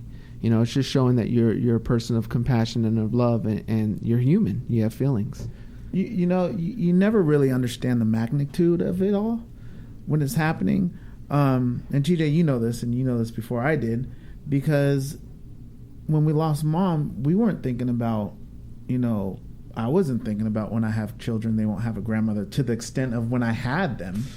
Once I had them, it was a whole different ballgame, because you're experiencing a situation of being a parent, and now you really get to see what it's like to not have grandma or mom there, on both sides. It's sad because Mom never got to experience that. Yeah. And it's sad because our children never got to experience that. And for lack of a better term, that it sucks. It's horrible. It's terrible. And that's probably the hardest thing for me at this point, is knowing that my kids, like you, Terrell, your kids are robbed of a strong maternal figure that, you can rely on as a person, but you can rely on as a parent. You can always rely on them for some information, but that your kids could have relied on as a grandparent. And then especially when you couple that with a great mother, filled of love and of giving, like our mom Dee Dee was, our kids lost a huge component of their life. And like you said, as a teen, you're not even thinking about that. Before you have kids, you're not even thinking about it. But when you have kids, and I've thought about that when Royal was in diapers, and Royal's 17 now, and I still think about it. And I have kids that are, Rio's in diapers, but when I want to go somewhere out, it's like I have to find a babysitter. And just the task of finding a babysitter, Mom would have been jumping up and down to do. So that would have been easier, but that's a more selfish thing to say. But the thing that bothers me most about it is the fact that Mom would have given my kids some extra great nuggets in life, or some lessons in life that they're not getting. And it's like that bothers me, you know what I mean? And I actually think about Uncle Michael. I worry about Prince Paris and Blanket with that, because Mom and Uncle Michael were two amazing hearts and love, and filled with so much knowledge, and I know my cousins are going to go through that. When they have kids, they're gonna go through that period of, I wish that breaks my heart, and that's something that whenever an adult, whenever someone like in their 20s or 30s lose someone, I tell them it's tough, and I go straight out. I be straight up with them. I said it's going to be really tough when you have kids, because you're going to realize that they lost an amazing grandparent. It's just everything you do. I mean, I'm not married, but both of you went through weddings without Mom, you know, and it's just everything you do from that point on, she's not a part of. Yeah, it's terrible. You just got to, like we've always preached, you got to make the best of it, make her memory proud, and share good stories, keep pictures around. Dee Dee, my Dee Dee, is proud to be a Dee Dee. She hears, whenever someone shares a story about Mom, I always ask them to share it to Dee Dee, and she lights up. So there's pride, and that's all you could do is just keep the memory positive and connect them somehow, some way. Is there something that you guys do? Because I said I watch Three Stooges and try and watch something to make my mind, funny.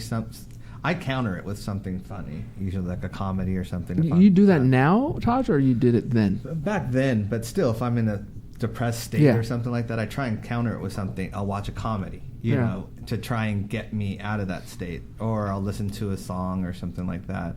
Is there anything that you guys have go-tos of? My music for me was with Mom. It was music. It was just music because I just could write songs or whatever. Your expression, But I found that difficult with Uncle Michael for some reason, because I think when I went to music, it made me think about him more. Mm-hmm. So I couldn't even go to music. You didn't have, and that was your go-to. Yes. So then I found myself in a lost place. It's because my go-to was music, but now you can't go to your go-to. So now what do you do? Yeah. So that was the challenge for me on that one. Have you found that thing? I hate to say this on announce it to everyone, but you know it's what? It's just me, Taj, and you. I know. What are you talking about? But I had to take the advice of my older brother. Your older, wiser brother. Not your younger brother? I hate to say that. No, because he did tell me. He we played video games and things, and just he said to laugh, to enjoy it. It's worth the time to stop your day and have fun. We play with Prince and it's funny because Royal used to play with us, and now it's Bryce. But we play with our family, and Mike, and it's you smile for at least an hour. You're having fun, and it's an escape. Yeah. What's Todd? You've been telling me too that I need to get back on, because I used to love playing, and I haven't had the time to play. But I think it's so important to find your quote, like meditation, your outlet. Yeah. Mm-hmm. Some people it's meditating. Some people it's flying hang gliding. Some people it's jogging. Some people it's running. Some people it's shooting going a gun. Out to eat. Some people it's shooting baskets. Some people it's eating. But yeah, I think you're right, Taj. I got to give you credit on that, because you've been on me about that. And I whenever I do play, it's like you forget about everything. I don't get to play a lot, but I will be there. Well, you also you guys can't forget that we're online, so we have our it's a connection. We have a connection. We have people that it's like usually at minimum 4 or 5 of us. Yeah. And we're all having fun, and I think that's the important thing too. It's not like a solo thing you're doing by yourself. You are talking to other people, you're joking with other people, and I think that's the connection. It's like a fraternity. You know what it is? It's the key ingredient. It's laughter. Yeah. Because I don't know one time where I've gotten online and played with my family, Taj, or a couple of our friends as well, and gotten offline and not laughed. Yeah. We laugh at something. And what's cool is, obviously, as long as you're not playing for 6-7 straight hours, but an hour or two, an hour a day, I think is a healthy moderation, thing. Yeah. It's everything in moderation. Yeah. But I was on Twitter, and I actually saw from Uncle Michael's Twitter account. Obviously, it's not Uncle Michael tweeting. I don't even know who's tweeting from that account. So neither do I. I know it's not a family member, so I'm just giving you that warning out there. But there's a cool quote that apparently came from Uncle Michael, and it says, I saw it like 4 hours ago, and I thought about you primarily, Taj, but pretty much all of us, a little bit of you, Terrell. But it says, how do you become the best in the world? I guess Uncle Michael was asked that. Is this the study of the greats? No. Huh? His answer was one that I'd never heard or seen, but it's cool. And it says, every day I write a bit, every day I write a bit, then I go dance a bit, then I go play video games. Michael? Yeah, and maybe the arcade. Yeah, I think that's what it, because there's a picture of him playing pinball. Okay. And I never heard him say that. Mm-hmm. But if you think about it, with the arcade room at Havenhurst, he was always surrounded by arcades and video games, and I think there's something to that. Balance. There's something to that balance, because, like I said, I'd never heard Uncle Michael say that. And but to see that and hear that quote, from Uncle Michael, which I'm going to say is a quote from him, lets you know that you have to have balance. Even if you're going to be as amazing and talented as he still had to have an outlet, and that's key. He loved pinball. I know that. Oh yeah. I forget. It was between him and Auntie Janet. I forget which one was the better one. Really? Oh, at Havenhurst? Yeah. I forgot which pinball it was, but yeah. I forget pinball too. But they were high on pinball. Something that was one more thing. I know we're still on these. We have another phone call, but one thing I want to say real quick is, I'm gonna take the phone call and then we'll come back to this. Hello, who do we have on the phone line? Sequoia. Hi, Sequoia. How are you? I'm fine. How is your day going? It's going real good. Good. All right. How are you going to contribute today, Sequoia? Well, I wanted to talk about some of the good memories I had that helped me when I'm missing my grandma. Yeah, great. Love to hear it. I remember my family would always throw these cookouts every year for every occasion, and my aunts would sing this gospel song. It kind of became our family song, and then me and my cousins would sing it, and it was being silly, and my grandma would just shake her head and smile at us, and we would ask her, "You know your grandkid's crazy, right?" And she's like, "Yeah, but I love y'all anyway." Aww. And after she passed, it was hard for us, but we would always find a way to get through the pain with laughter. Like, I know some people would think it's wrong of us, but it was at her wake and at her funeral, we was kind of laughing, and even when our aunt was like singing a family song, we would kind of sing along too, but being dramatic. Mm-hmm.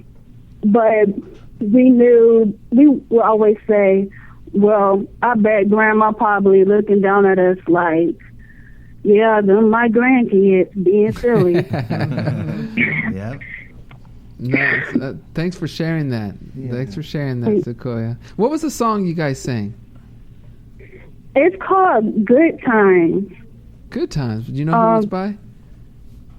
Huh? Do you know who it is sung by originally? No, like, my family would just always sing it since they were kids. They always sing it. Oh, Wow. okay. Okay. Well, cool. Thank you so much, Sequoia, That's for a that great phone story. call Thank and you. for the story. And thank you Oh, for... and I have an outlet, too. Oh, let's hear it. What is it? Well, I play my SmackDown versus Raw on my PlayStation. All right. I love it. Video games. I love it. Video game. How often do you play, Sequoia? Truthfully.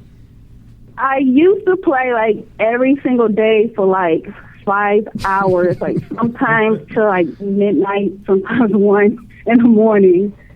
But lately, not as much. Okay. But that was your outlet. And yes, and like my opponent was like my negative feeling or someone who had hurt me, and I would just like throw them off a cage or use a Kindle stick. And who were you using? Who would you play as? Which was character? my what? Which wrestler would you use? Oh, I always used the Undertaker. I love the Undertaker. Yeah. So let me ask you this So- question: did you have to get a lot of controllers from beating up those buttons, or were you pretty tame when you were playing? You just tough in the ring?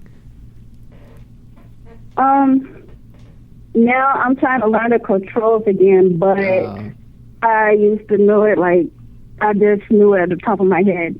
Okay, well, I don't know about still playing 5 or 6 hours, but make sure you still have that source of fun. I think that's the key. I mean, you can't, if you've gone through a loss or something like that,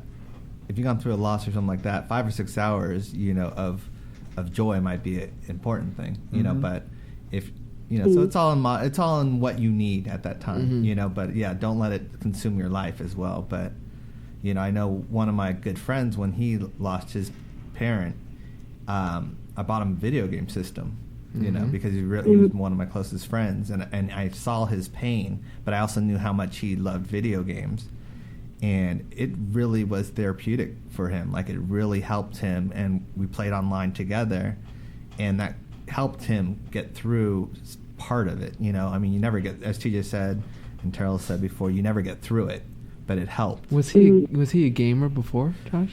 He was a gamer before, but it was just, those systems are expensive. Yeah. You know what I mean? Plus you lose track of them. Yeah. You know what I mean? Yeah. Like you start moving away from them, like I have. Yeah. And I want to get back in, Yeah. so. Well, it started with me letting him borrow one of my Yeah. systems, Mm-hmm. and then from there, when that broke, But I think it's just there's not, whatever can get you through it at that time, Yeah. that's safe and healthy.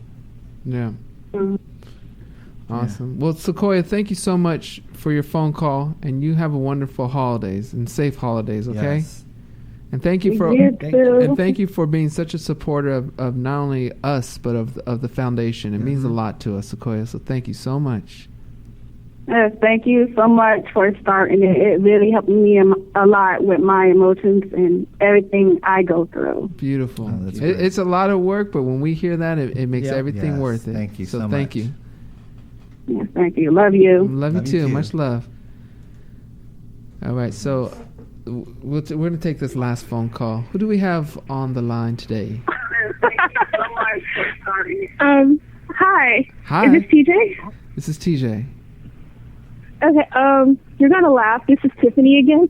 Hi, Tiffany. Why would I laugh? How are you? How are y'all? Good. Tiffany, where are you from? I'm from Texas. What part? Have I asked you this before? Yes, you have. Is it? I think you have, but I don't mind answering again. I'm from a place called Beaumont, Texas. Okay, that's right. Okay. It's like near Houston. All right. What's going on, Tiffany? Nothing much. I just wanted to contribute because I know that you've been talking about like coping mechanisms and everything, throughout the show. Mm-hmm. My coping mechanism, I guess you could say that's like my passion, is writing. Mm-hmm. I've been writing since I was like 10 years old, and my parents were very sickly when I was coming up. I'm an only child. My parents were very sickly, so I always had to be in the house on call if somebody needed me, and that was just sort of my like escape. Aside from your music and your family's music and everything, that was my escape and my coping mechanism. Because when I wrote, like, if my mother was sick, my mother could be well. It was just a child's imagination running wild. Yeah. And We've been hearing that. It's writing. Writing's a big portion, And Terrell, you even say writing music was huge for you. But I'm telling you, writing it's something that I didn't do. Did you, Tosh? Did you do a lot of writing to get over? No. I did. I mean, I had ideas, but no, not a lot of writing. I did a lot of watching. Yeah. But I wish I did a lot of writing. Did you write mostly like poems or stories, or what were you writing when you said? I started out wanting to be like Stephen King and R.L. Stein. I wanted to do horror. My mind is not that twisted, so mine is apparently. Yes, Taj, yes. I started doing like little short, like love stories, dramatic pieces, that sort of thing. Okay. Nice. And I just write stories and share it with my friends, and they like reading it and everything. So. Oh, that's great. Do you ever think about publishing any of them? Yes, I would like to do that. I have a novel that I put on hold because I unfortunately have health issues. I'm stuck on dialysis because my kidneys don't work. Oh. But that helps me fill the time while I'm stuck in treatment. Yes, definitely. Well, Tiffany, you gotta. Sorry to hear, first of all, about your kidneys, but you got to get those published. Don't be afraid to publish. And I know it's a lot of work, or it may seem daunting, but what I've been, as I gotten older, I've been thinking about your next generation and the next generation after. This is what they're gonna have of you. So you never know. Your great grandchild may wonder who this Tiffany woman was. And then they just may be able to pick up. Well, it'll be downloading still then, right, Taj? Yes. The format will probably still be Hopefully. downloading. I would like to do that because my mother, before she passed away, she always said, well, I don't know where. She said it was a gift because she said she didn't write. My father didn't write. She was like, she didn't know where it came from. She was like, Tiffany, do something with it. And, I want to honor their memory somewhere down the line and do that. Awesome. There you go. You got to get that done. Yes. So next time we talk, I want to hear an update. Yes. Somehow and you could do it on your own TJ now. Jackson is giving me a push, so I totally have to try to do it now. I'm telling you, you got to do it. You got to do it. There's self-publishing there's ways to self-publish. So just get it out there and get it out there so that your family, friends, and your future loved ones can always remember you by. If I do get published, can I send you an autographed copy of the book? Yes, Oh, I would love that. I would love it. Okay. Yeah, for sure. All right, Tiffany. Well, thank you so much, and have an amazing holidays, and Tiffany. spread as much love as possible. You guys too. Love you all. Thank you. Thank you. Okay, take care of yourself. Great colors. Right? Yeah. Should we roll the dice and go one more? How are we looking on time? We only have. We have 1 minute, We have so 1 minute, unfortunately we yeah. can't. So we're sorry if you called, wanted to share your outlet. It was a good topic. It was a great topic. It was a very... It helped, hearing other people's stories helps you, and that's the thing. I mean, it helped me hearing other people's stories, and stuff like, because you don't feel like you're alone. Yeah. And sometimes there's those little nuggets of information that you're like, oh, I'll try that. Well, I think that's about it for today's show. Again, we're not licensed therapists. We're just three guys who lost their mom as teens. Todd, you weren't a teen. You were 21, right? We're three brothers. Yeah. We're three, not three guys. We're guys, but we're brothers. yeah, brother sounds a little. But better. you know what I like about three guys? It's three different perspectives. Sometimes when you think of three brothers, it's like, oh, they think the same. Not if you have brothers. If you have brothers, you know it's different. You know the truth. All right, fine. We're three brothers with different thoughts and different lives. But we're three brothers who've lost someone and dealing with loss currently and always dealing with loss. And we're just here to share our opinions and share our stories and share what we've learned to help you or someone you know overcome that loss. There is light at the end of the tunnel. You have to respect that tunnel and you have to respect that loss, but you have to stay positive. And I think the takeaway from today's show was the key of an outlet to laugh, whether it's video games, movies, or just writing. Escapism. You have to have an escapism. Thank you, Terrell. Mm-hmm. And that's it. If you're just discovering our show and want to learn more about our foundation, please make sure you go to our website. It's www.ddjf.org. Taj, do you want to give social handles? Yeah, it's the Twitter is at DDJ Foundation. Facebook is at DEE Jackson Foundation, and Instagram is at DEE Jackson Foundation. The website is www.ddjf.org. You're just talking fast because of the time? Yeah. I respect that. Yeah. And I'm going to slow it down. Never seen him move so fast. I'm like, my Never. goodness. But one thing we're going to also do going into the new year is take some emails. So if you have any emails, you can email us at info@ddjf.org. If you have any stories or anything you want to share or any great topics or any way to make this show even better, let us know. We want this to be an amazing show, an amazing source of content and information for everyone. And we're getting some great quotes on Twitter too, so that's great too. So Do you want to read one? Yeah, I'll read one. This is from Helen. Well, Helen Keller wrote this quote. It says, "Although the world is full of suffering, it is also full of the overcoming of it." That's beautiful. So, and that's from Helen Toria Keller, right? from France. Yeah, she's the one that sent Toria from France, but Helen Keller. Yeah. Cool. Well, I think that's it. Yeah. We love you all. We Be won't. safe. I don't think we're going to be here next weekend. Or next week, I'm sorry, but we will be here to close the year out. And we just want to wish you all the best, a safe, loving holidays. And thank you so much for taking this journey with us. Much love. Much love. All right. Thank you for listening to The Power of Love. We are here to provide hope, resources, and a community so no one feels alone in their grief. Support for our Power of Love radio show comes from a variety of generous donors, including supporters from institutions, individuals, and corporations through the Dee Dee Jackson Foundation. DDJF is a nonprofit 501c3 organization.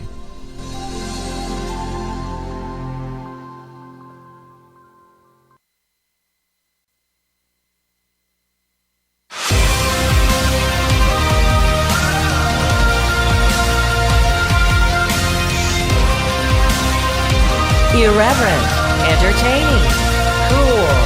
You're listening to LA Talk Radio.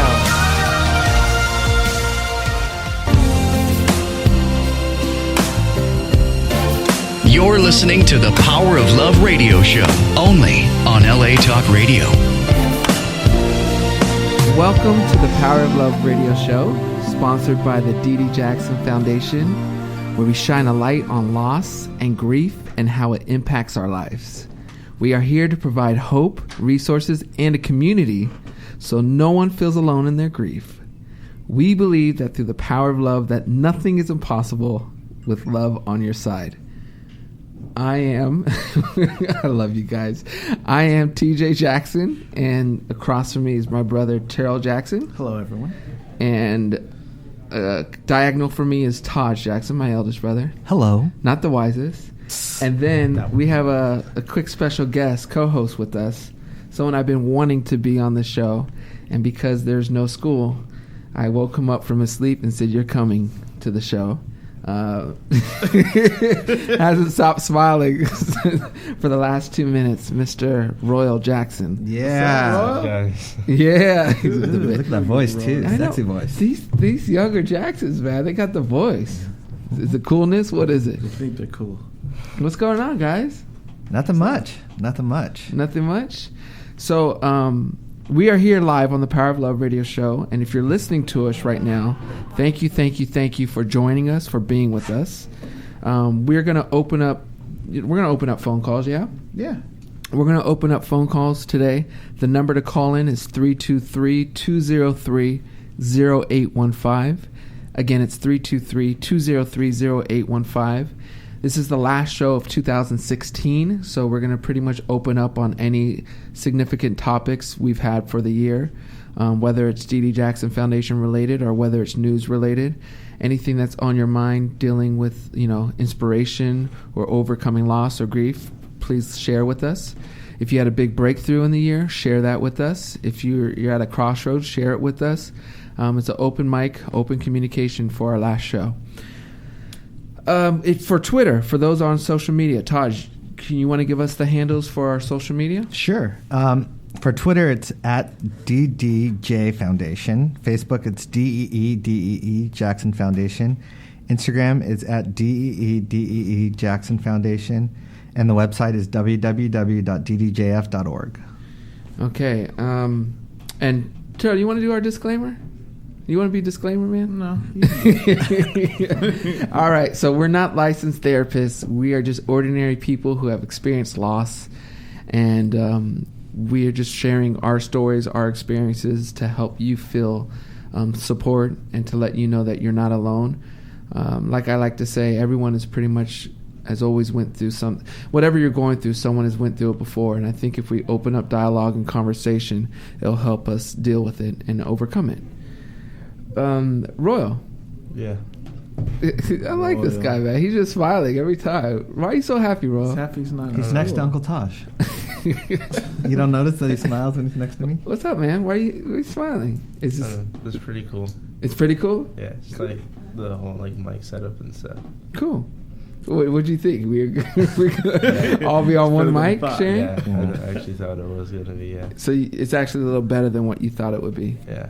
Like a little Howard Stern type of thing. Howard Stern? Okay. Son, move up a little closer to the mic. You got a soft voice like your father. God. There you go. Okay, well, we're happy you're here, Royal. I've been wanting you to be here so you can give a younger perspective on things. And actually, I've always wanted to ask a specific question to you. But first, I think we should talk about the two, I'm going to call them legends that passed within the last 4 days. Maybe 3 days, 4 days. But we lost two more greats. It's been a tough 2016. We lost Mr. George Michael, who was one of my favorite artists by far.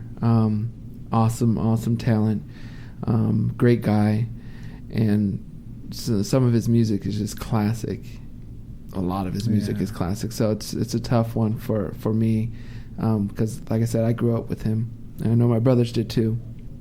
And then the other person, Miss Carrie Fisher, which I gotta confess, I'm not a big Star Wars fan. Oh my gosh! I don't understand. I can't get into it, man. Wow.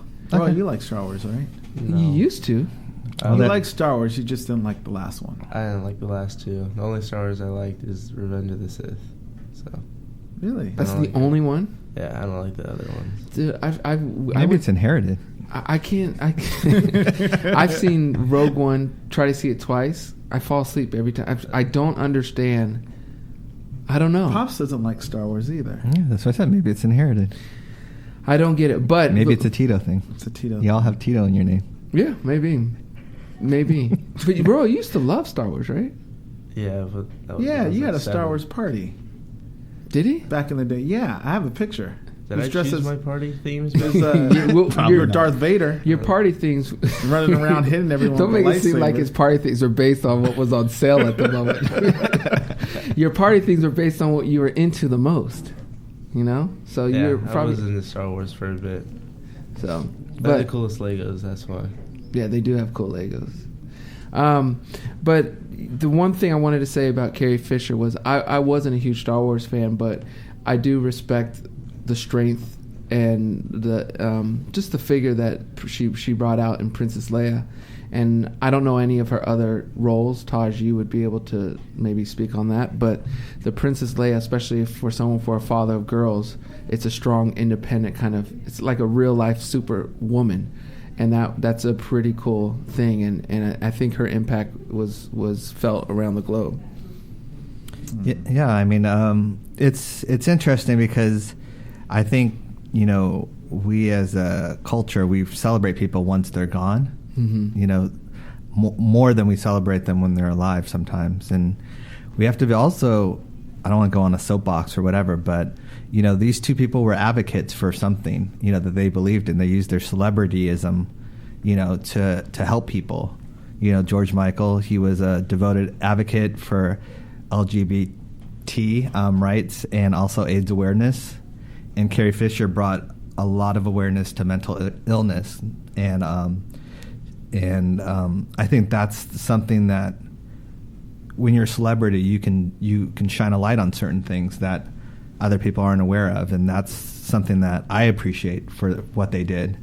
You know, because they did it at times when it wasn't PC to do it. You know, George Michael, you know, announcing that he was gay and coming out of the closet and stuff was a hard thing, you know, at that time to do, and so he led the charge in a way, you know, for some of that. And same thing with Carrie Fisher with mental illness, and you know, and battling that. So I think that's what I celebrate them for as well. Besides the, you know, the music and the movies and stuff like that, because, you know, it's weird.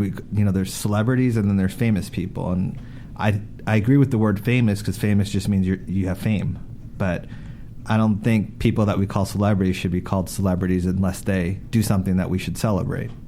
That's my thing about it. We throw that word around a lot, you know. Oh, he's a celebrity, but it really comes from the word celebrate. And I don't celebrate half the celebrities that are up there. Yeah. They shouldn't be celebrated because they haven't done anything for the community or culture. And I'm going to call this little section Taj's rant.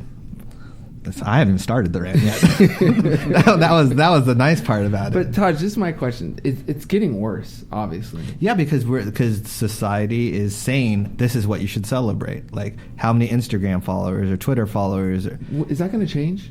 No. Not unless people say this is what should be what's important, you know, and that's the thing. I think it'll change if people want it to change. But if your worth is dictated by how many Twitter followers or Instagram or Snapchat followers you have, then no, it won't change. Mm-hmm. Because it's not about helping people. It's about helping yourself. Bro, who are you into? Who's the generation? Because look, I always ride Royal and the younger cousins on their generation versus ours. Yeah. But like, who do you look up to for inspiration? Non-family Besides members. me. Don't look at me. Besides me. Yeah. Like, who do you guys look up to? Well, I'm different from my friends, of course. I Okay, so don't really look up to celebrities that much. I mean, the first actual celebrity I really started like following, like I actually like followed them and like actually paid attention to and became a really big fan of was Logic. But that's the rapper Logic. Yeah, that's really the only celebrity that like because like I've never just like been like, oh, that's like whoever, that's Logic on the street or something like that. But until like I actually started listening to him, I actually became like a really big fan. But I guess for him, for me, that's my inspiration is Logic. And what about your okay, first of all, real quick on Logic. I took Royal I surprised him. He's smiling. He's still smiling. I surprised him after we got. Look at that smile. I surprised him. We landed, and I told him we had to go back home for something. He was so mad, and then we went to. He told us we were having like some meeting. Yeah, I told him we had a meeting. I was like, and so we had to fly back. We were in Texas that we had to fly back for. When was this? This was 3 months summertime. Early summer, maybe. Yeah. So Okay. he was so mad at me. Like, why do I have to fly back from Why are you Texas? taking me with me? Okay. Yeah. So then we went straight from LAX to the Forum because Logic was performing, and I got tickets to Logic, his favorite artist. Ah. So he was like, "Where are we going? Where is this meeting at?" So then it got to the point where I couldn't hide it because his girlfriend was at the concert already, and she didn't know he was going. Right, Ro? Yeah. And then he's like, "No, seriously, where are we going?" He kept saying that even though we were parking. He goes, "No, seriously, are we going to the concert?" And so he was happy, which was cool. But why I'm talking about Logic is because I was actually impressed. You know, I was expecting some young kind of punk rapper kid that the generation that I don't the generation just follows, has no substance. But what's his message he always says? Peace, love, and positivity. He always preaches nice. peace, love, and positivity between his songs. Not all the time, but he did it at least 4 times. And I'm thinking, this guy has this place sold out, and in today's time, he's able to preach that without trying to be too cool or whatever. And I was actually really happy. So since then, I got him a sweater, and I said, "You be a Logic fan," because there's guys out there that are still doing something, that are still stressing positivity. Right. They're not many. Like, who do your friends like? Anyone that makes music now. Young Thug. Young Thug? Yeah, Future. Are we just I'm trying to- Yeah. Carol, sing me one Future song. I don't know. I'm I trying to know think who of he one is, that- I think. That's Lil hard. Yachty, Lil Uzi. Who? Who? Lil Yachty. 21 Savage. I haven't heard I don't of know any of these. any of I know these people. Future in the first one. Young Thug. I've heard of Yeah, him. Young But Thug. Little Uzi all and those people. Savage, I don't know. But I want to make sure, all right, sad, at least for you, I want to make sure you have positive role models outside your family.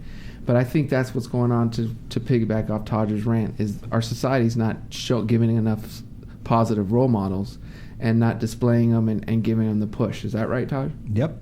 Okay. Yeah, I mean, that's basically it. It's just when you have that platform, it's such a such a strong platform, and it's like now it's all about can I get more money from that platform, and instead of just helping people. I mean, is our society wired though that if you're preaching positivity and you're too clean?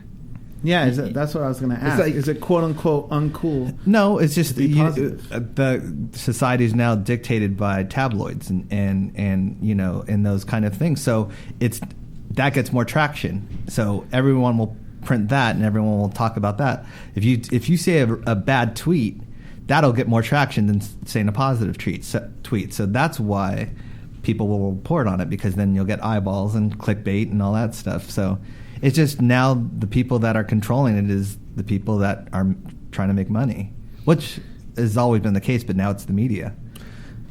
Gerald, you got anything? It's frustrating. Yeah, it is. Well, it's backwards, and it's sad because it's like people, I shouldn't say everybody, but a lot of the negative media, they celebrate that. Yeah. So a lot of people follow that. If you want Instagram, you want followers, you have to rebel, you have to do this, you have to do that. And it gets you further. Yeah. Well, so celebrities, or really anyone out there, portray a strong message, portray good things, right? Is that what we're saying, right? Portray positivity. Yeah, well, just help. I mean, I think that's the least you can do. That's what we were taught, That's what from we our teach. and from our family. They taught us that if you have these methods, then help people. And it's not a hard thing to do in any case. Every little bit helps. So I don't know. I don't understand selfishness in that way. So maybe that's why I have this rant. Yeah. Because perfectly. We're hearing about George Michael and how he donated this and this secretly to in terms of giving to charities and stuff like that. And Uncle Michael used to do the same thing. And it never got reported because he never wanted it to be reported. But it's like you hear about it after the fact, and that's people that with good hearts that just want to help people and don't want the spotlight of look at me. Mm-hmm. So we're taking phone calls again. There's been some phone calls, but we haven't answered it this early. But if you want to chime in with your perspective or anything regarding 2016, call us at 323-203-0815. And something the last show we did I wanted to talk about was, why do we have this, I don't want to say allegiance, but why do we feel so much pain when we lose a celebrity? What is it about? By the way, some of these questions I have to ask it. I have an answer. I have a perspective, but I have to ask it to open it. So don't be looking at me like you don't know why. But what do you guys want? How do you guys want to respond to that? Why is it when a celebrity or a famous person passes? Why do we feel it? Because it's a part of your life. You know, growing up, it brings you back to a memory. You feel like you grow with this person, whether it's music or whatever it may be. Going back to, because we discussed this a little bit last week with Alan Thicke. Mm-hmm. You know, you pretty much saw him. For us, we watched the show Growing Pains, so every week he was there, and then eventually, you know, they're gone. It was every day. Yeah, you know, syndication and things. And then you feel like you're with them. You laugh with them. You cry with them. Yeah, you feel a part of them. Yeah. So it's and then that's a whole nother thing. It's like the person and the character they're playing. You know what I mean? But then when they do pass, you realize you first of all you feel sad, obviously, because they're gone, and then you realize that you'll never have those moments again. You'll never experience that character or have that situation again where they can replay. You know, I think with George Michael, I don't think it was going to happen, but there was always talks about a Wham reunion, you know, and I think it was shot down. It wasn't going to happen. It was going to happen, but now it's definitely not going to happen. Yeah, obviously, it's done. And that's sad too. I'm looking at a quote from George Michael, you know, because a lot of these, you know, from Carrie Fisher to George Michael for the last couple of days, you know, they passed. And I just want to read this quote from George Michael. He said, "Because of the media, the way the world is perceived is as a place where resources and time are running out. We're taught that you have to grab what you can before it's gone. It's almost as if there isn't time for compassion." And you know, I think that's a strong quote. That's a strong quote because I think that's the truth. It's like it's kind of this me first attitude that is projected now. Like, you know, I got to get mine before, you know, because whatever you take, that's less for me is kind of the reality. And that's, you know, I think where we're at. I was reading, was it reading or watching? I think it was a Facebook video I was watching about the importance of teaching youngsters about slowing everything down. Everything is so instant gratification, from when they need a ride somewhere to TV shows, they can watch it all at the same time, to albums, they get every album they want. So how do you teach? And one of the issues with that is they lose sense of disappointment, and they lose sense of loss, and patience was huge, and something that it's so hard today though is to try to get kids to do that. This guy's pretty good at it though. He's pretty patient. I think I was hard on Royal, but for that reason, I wanted to make sure the firstborn was very compassionate. Firstborn is always the one that's the hardest. I tell him that all the time. I understand. I tried to talk over it, but he was odd. But no, as soon as you said firstborn, you were in trouble. We have a bond already. You don't have to say it. No, but it's important to set the tone of being a patient thinker, you know, and he is that. By the way, I got your PSAT scores today. I was very, very proud of him. Whoa. Seriously, I think you need to take the PSAT and not the ACT. You can thank Skyrim for my patience, by the way. Yeah, Skyrim? Yeah. Video games? Don't get me started on video games. That is a game I don't understand. Can you tell me why, Ro? Well, let's just say there's been multiple times where I've been carrying too much, like, on my character. I had to walk 6 hours across the map to, like, see, is that 6 hours house. Real time? Yeah, that's 6 hours real time. And it's literally walking in, like, mountains. So let's make this real quick. This is an open day. We're just going to have fun today, but we're going to keep it on love and inspiration and growing, self-growth. Video games, what's your take on them? And I'm talking to a guy who runs a gamer channel. So... Positive, negative? What is your gamer channel? Love them. Real quick. I love them. It's K9 Dog 10 It's still? K9 Dog 10 still, yeah. On YouTube? I love them. They're plugging you, Raw. All, like, they're... It's your outlet. Yeah. They're just so fun. And it's just the different ways that, like, with technology you can express, like, tell a story now through a video game, and the fact that you can have, like, emotional connections to a video game character like you can in, like, Call of Duty. It's just fun, and playing with your friends and all that. It's just fun. So it's weird because I go up and down on video game. I used to be a big video game player, and if I had more time, I would still be. I'm not against video games. I just worry as a father that you could spend too much time. Just monitoring that. But the one thing I do give video games a lot of credit for, it's an escape. Mm-hmm. And whatever you're going through in life, really, however level, video games can take you out of that space so quickly and so effectively and so just great, you know. And do you have an experience where that's happened for you, Ro, where you've had to use? What do you, when you overcome something really bad or sad or tough? What do you do to overcome it as a youth? I usually play a lot of video games. Sometimes I make music, mm-hmm. but mostly video games with my friends and something like that. When have you ever had to go to a friend who you've seen that is struggling? Okay, you know what? Let's do this. We were talking about bullying. Mm-hmm. You ever get bullied? No. Why are you smiling? Because I make sure people don't bully me. How do you do that? I'm not a pushover. What's in your character that's helped that? Or what has helped you not be what's helped you not become a pushover? Just being confident in myself. I mean, I just, like, also having the knowledge of that, like, most of the teenagers that I'm around with, they're just a lot of talk, and they're just going to say things without any action behind them. So as long as you stick up for yourself, they'll eventually show you some respect and leave you alone. Okay, we're going to take our first call. Who do we have on the phone? Just a lot of talk. Hello? Hello? Yes, who is this? Oh, this is Alicia. How are you, Alicia? Hey, Alicia. Good, how are you? Good. Alicia, can you turn down your radio? Yeah, hold on. Okay, we're going to take our first. Yeah, so we could get rid of the feedback. Look how you say radio. Alicia. That's old school. Your computer? Hello? Hi. What's up, Alicia? How you doing? How are you? Hi. Hey, Alicia. Hold on. Okay. Good. Alicia, can you turn down your radio? We're going to turn Alicia down until she... okay.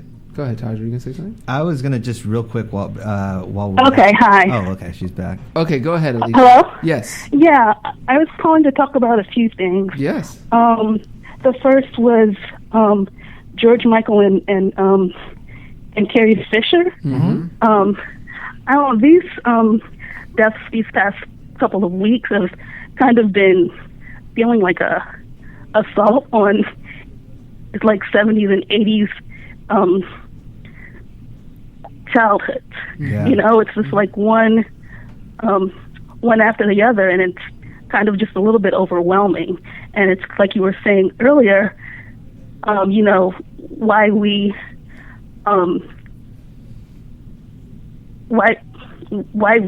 gravitate towards their body of work. Yeah. Is, I think, because it makes us feel closer. Like, I was listening to George Michael before the show came on, and I've been listening to him these past couple of days, and even with Carrie Fisher too. I was a really big Star Wars fan when I was younger. Not so much anymore, but it brings you back to, well, how do you grieve these people, and why do you feel so connected to them? Is because that's what they were. They were a part of your childhood. Yeah. So it kind of brings you back to that, and when you kind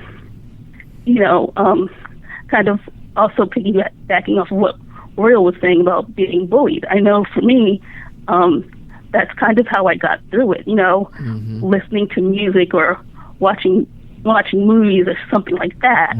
So, and So in order to... These figures are kind of elevated. They've helped you, and they've become part of you. Right.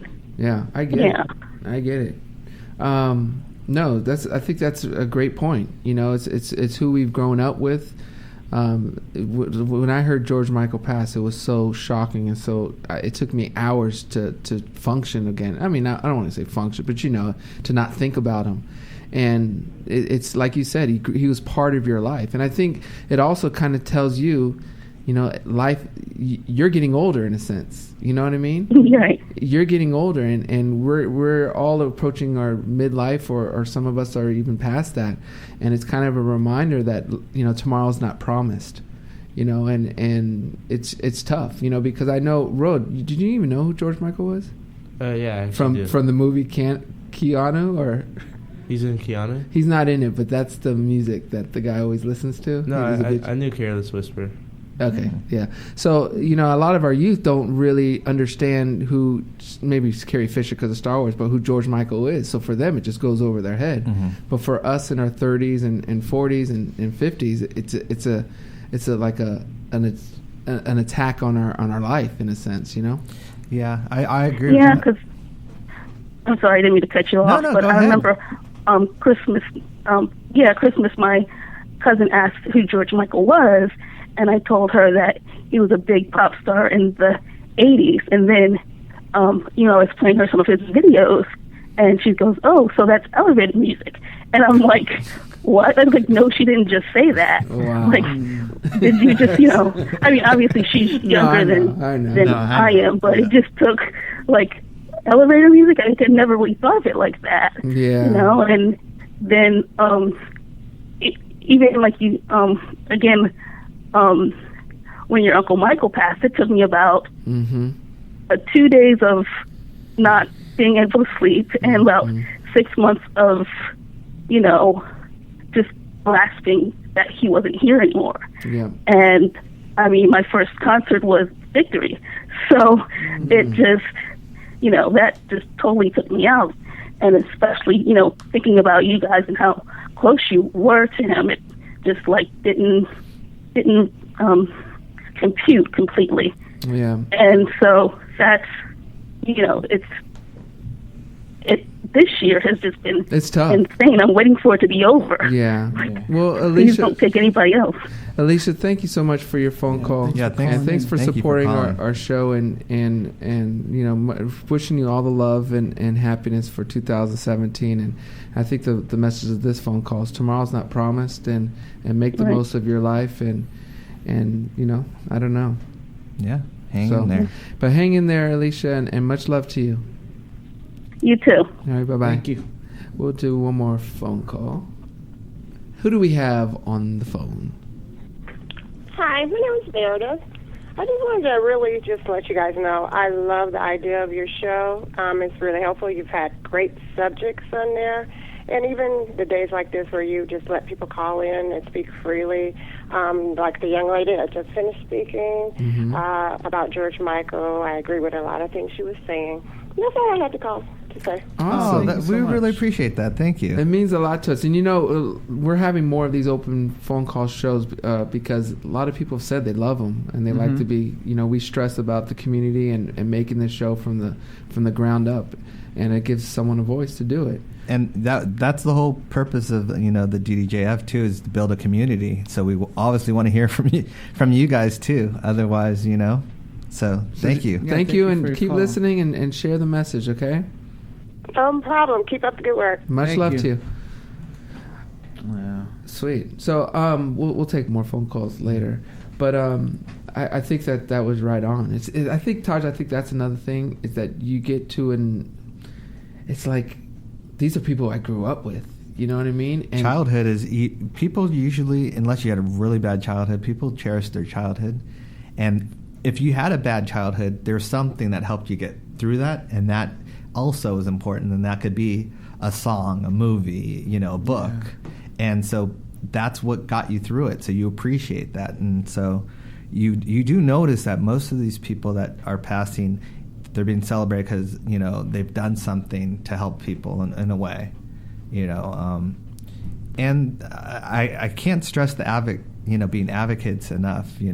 I think it does help in terms of having some kind of purpose, because people really gravitate towards that. The two people that they cared and they used their platform. Royal. Yeah. You're in a daze. What are you thinking about? I actually don't know. Video games. Yeah. He went to bed late playing games. But I have a Carrie Fisher quote. Yeah, please. This is from Carrie Fisher. She says, I am mentally ill. I can say that. I am not ashamed of that. I survived that. I'm still surviving it, but bring it on. What was that in reference to? Her mental illness. Which is? What? Do you know what it is? She's bipolar. Yeah. She was bipolar. Disorder, yeah. Bipolar disorder. And like you said, I respect her for bringing that to the forefront and being a voice. Yeah. Because I know Yashi retweeted, I think that tweet from her by basically saying thanks for being an inspiration. Yeah. And it was a courageous thing to do back then. Oh, for because, sure. and a lot of people didn't understand it. And that's what I'm saying, using your voice as a platform. Because, she really brought a lot of light to it. At that point it was just, so-and-so is just crazy or this or that. And that's not the case at all, as we learned from last podcast. Where's your quotes? Did you look any up? You kept on calling me. Okay. Royal, do you ever, this is going to get pretty, let's answer this phone call before I bring you here. We got another phone call. Who do we have on the phone? Hello? Hello? Hi. Who's this? Oh, yeah, I finally got on the air. I will put my radio on mute. This is Tiffany. Hey, How are you, Tiffany? I'm doing good. How are y'all? Good. How's your holidays going so far? Oh, it's been fantastic. How has your holiday been? Everything's good. Everything is good. What do you have to chime in with us? What do you got for us? I wanted to talk and touch on the topic of how a celebrity can touch a person's life and everything. And I kind of primarily want to talk about your Uncle Michael, if you don't mind. Yeah. Okay, because I'm just looking at him because he's posted all over my bedroom right now. Let's hear it. Y'all are too. But yeah, I've been a fan of Michael since I was 9 years old. I was telling somebody that earlier today. I've been a fan since I was 9. I'm 30 now. And, I don't think that, when he passed, that it really registered with me. But at the time when he did pass, I don't know if I grieved the way other fans did. Because, as soon as my father came in and said, Michael went to heaven, I jumped in. It was with the other fans trying to give them pep talks and help them, because I don't say it a lot and I don't flash it or anything, but I did manage to talk four other fans out of suicide, actually. I tried to tell them Michael wouldn't want this, he'd want you to live, he wants you to remember his legacy, and that's been my message since it happened, unfortunately, because if it weren't for your uncle, I personally wouldn't be alive myself, to be honest. Wow. Tiffany, because yes. No, I was going to say thank you for sharing that, and because I've heard that before. I've heard some fans had to encourage other fans to continue living out of love, and I know it's not easy, but you have to know what my uncle would want, and that would be for you to be as happy and loving and as giving as possible. So what you're doing for others is greatly appreciated and is important. And I think that's actually a good topic, because don't make me cry. No, it's huge, because that's a good topic for us to have in the futures, because I think we all can kind of feel this, is that when Uncle Michael passed, we're still grieving, and it's we didn't get to grieve on our own because our attention and we wanted to make sure our cousins were strong and all that, so it didn't allow you to grieve maybe properly or on the course. You have to be the strong figure. So right. I think that's right on, and I respect you and applaud you for being that, because it's not easy. Thank you. Yeah. Okay, you're making it sound like it doesn't feel like it was anything special. I just felt like it was something I had to do. I didn't feel like I was doing anything special. No, you are. You are. You're following your heart. You know. But thank you so much for your phone call, Tiffany. And All right, thank you. Have a beautiful, happy holidays, and thank you for listening. And have a great 2017. Thank you, Tiffany. All right, thank you. You too. Take care. Bye-bye. Bye bye. I think that's a very important point. You know. Yeah, that was That's an important point that I think a lot of people, maybe that's a topic we should have, is when you pass, when a family member passes, a lot of times the older figure, and you've even said this, doesn't really, kind of has to ignore it and just put it on hold. Whoever's in that older role. You know, has to put it on hold. Yeah. And I think that's something that we should do a show on and focus on because, you know, how do you, it's just tough. I know that, you know? Yeah. Yeah, it's tough. Yeah, I mean, that's a good topic. Yeah, we do need to have that topic. Okay, you know, in the future. Well, what I wanted to ask you, Royal, was, do you ever get scared of things? Like not like boogeyman and stuff, but do you ever get scared of you know, someone leave? Are you scared of the concept of death?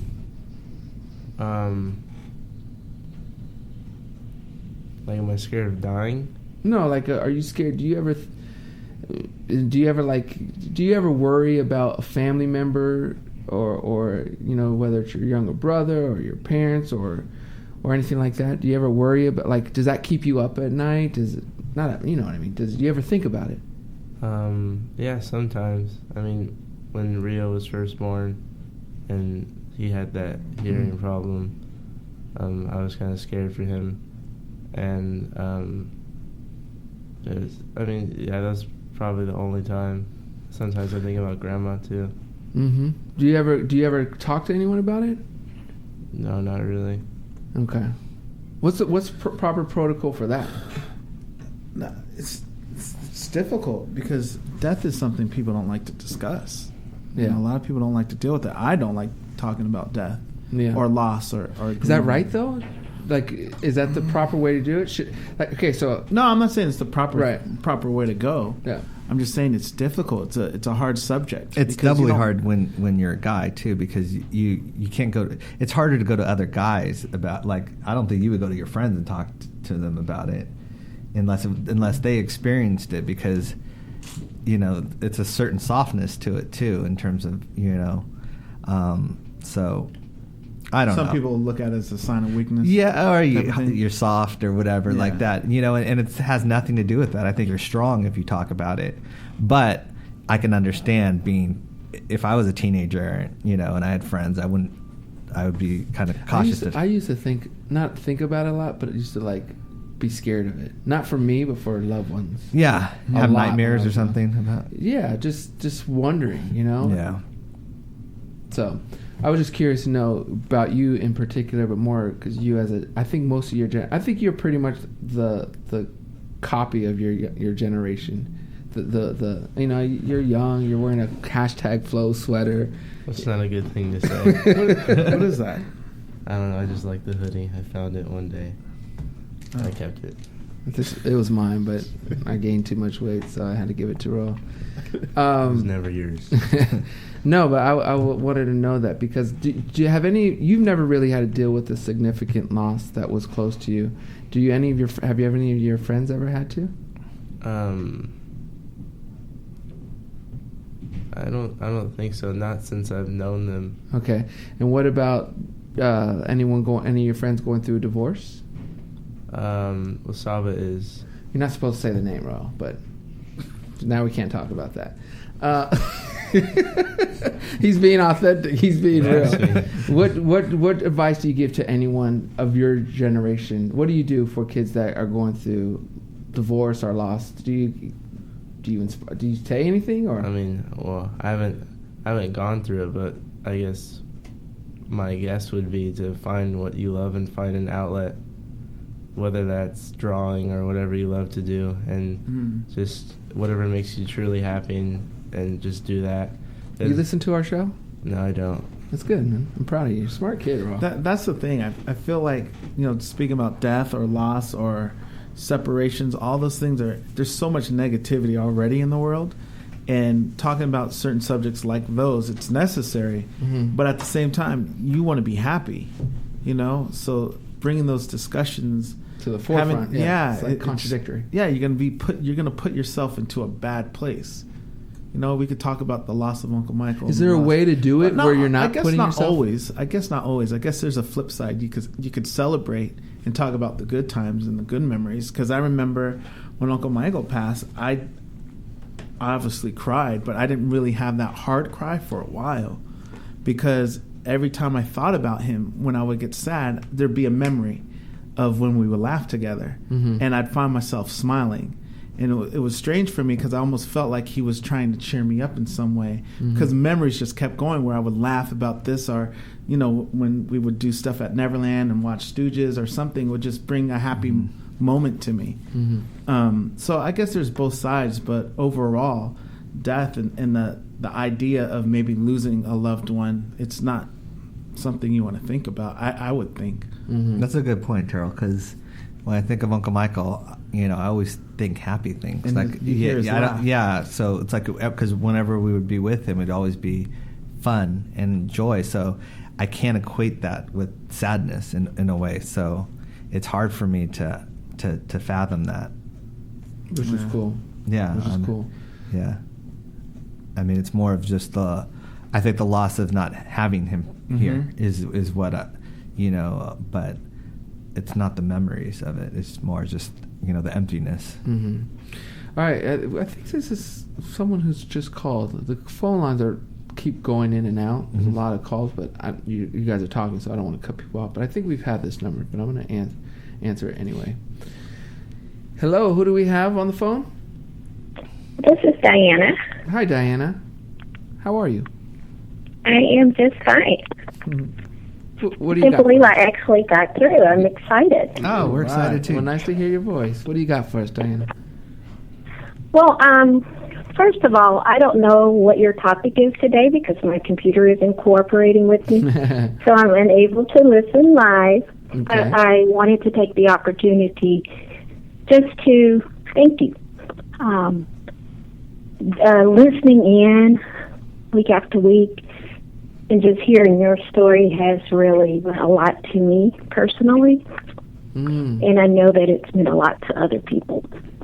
So I wanted to call in and just say thank you. Thank you. We really appreciate that. Thank you. That means a lot to and us. I will continue to follow you guys. I'm a fan, period, but your work, it's huge. I started off really following the Dee Dee Jackson Foundation because of the loss of my father. And you grieve for so many different things in your life, not just the death of a person, of a loved one. And I connect with so many different topics that you guys present. And just means a lot. Diana, thank you so much for that. Thank you so much. When we first wanted to do this show, that's what we wanted to do was to provide a platform for anyone dealing with anything, really. The Dee Dee Jackson Foundation started basically I think the first initiative was to do something for kids who lost a parent like we did. But we've learned that there's a lot of people going through a lot. And, we wanted to branch out and do something where we can every week cover a topic of grief and become an inspiration. So to hear you say that we're doing that makes everything worth it and makes us feel really good. So thank you so much. Thank you. Thank you very much. All right. And go ahead. Have a great rest of your day, and I hope you have a great New Year's weekend coming up with your family. So God bless you all. Thank you, Diana. Take care of yourself. Thank you. Yeah, that feels good to hear all this great feedback on the show. It does. I mean, 4 months old. It's 4 months old, and I think when we started this, we wanted just to help people, but also make it therapeutic for us as well by talking about it. And now that we're at the end of the year, and hearing feedback from people, and it's helped. It's helped me too. Hearing all this and stuff like that, and feeling more closer to you guys, as well. Hearing your stories, Yeah, so definitely I'm really learned happy something. for this. Definitely. Yeah. Okay, well, I love it. You know what, too? It's so much fun to do it with family. To see the little inner workings is great. I think we've had this number, but should I answer? There's 3 more phone calls that are on right now. Should I try to get to them, or? Try. Yeah, let's try. All right. It is 2000, and it's the last show. Who do we have on the phone? Hello? Are you there? Is it up? Did you try? Hello? That's what I'm here for. Hello? Who do we have on the phone? This is Sequoia. Sequoia. How are you, how Sequoia? doing? I'm good. How are you? Good, doing good. What you got for us? I want to talk about celebrities passing, like how people felt so connected to them. Mm-hmm.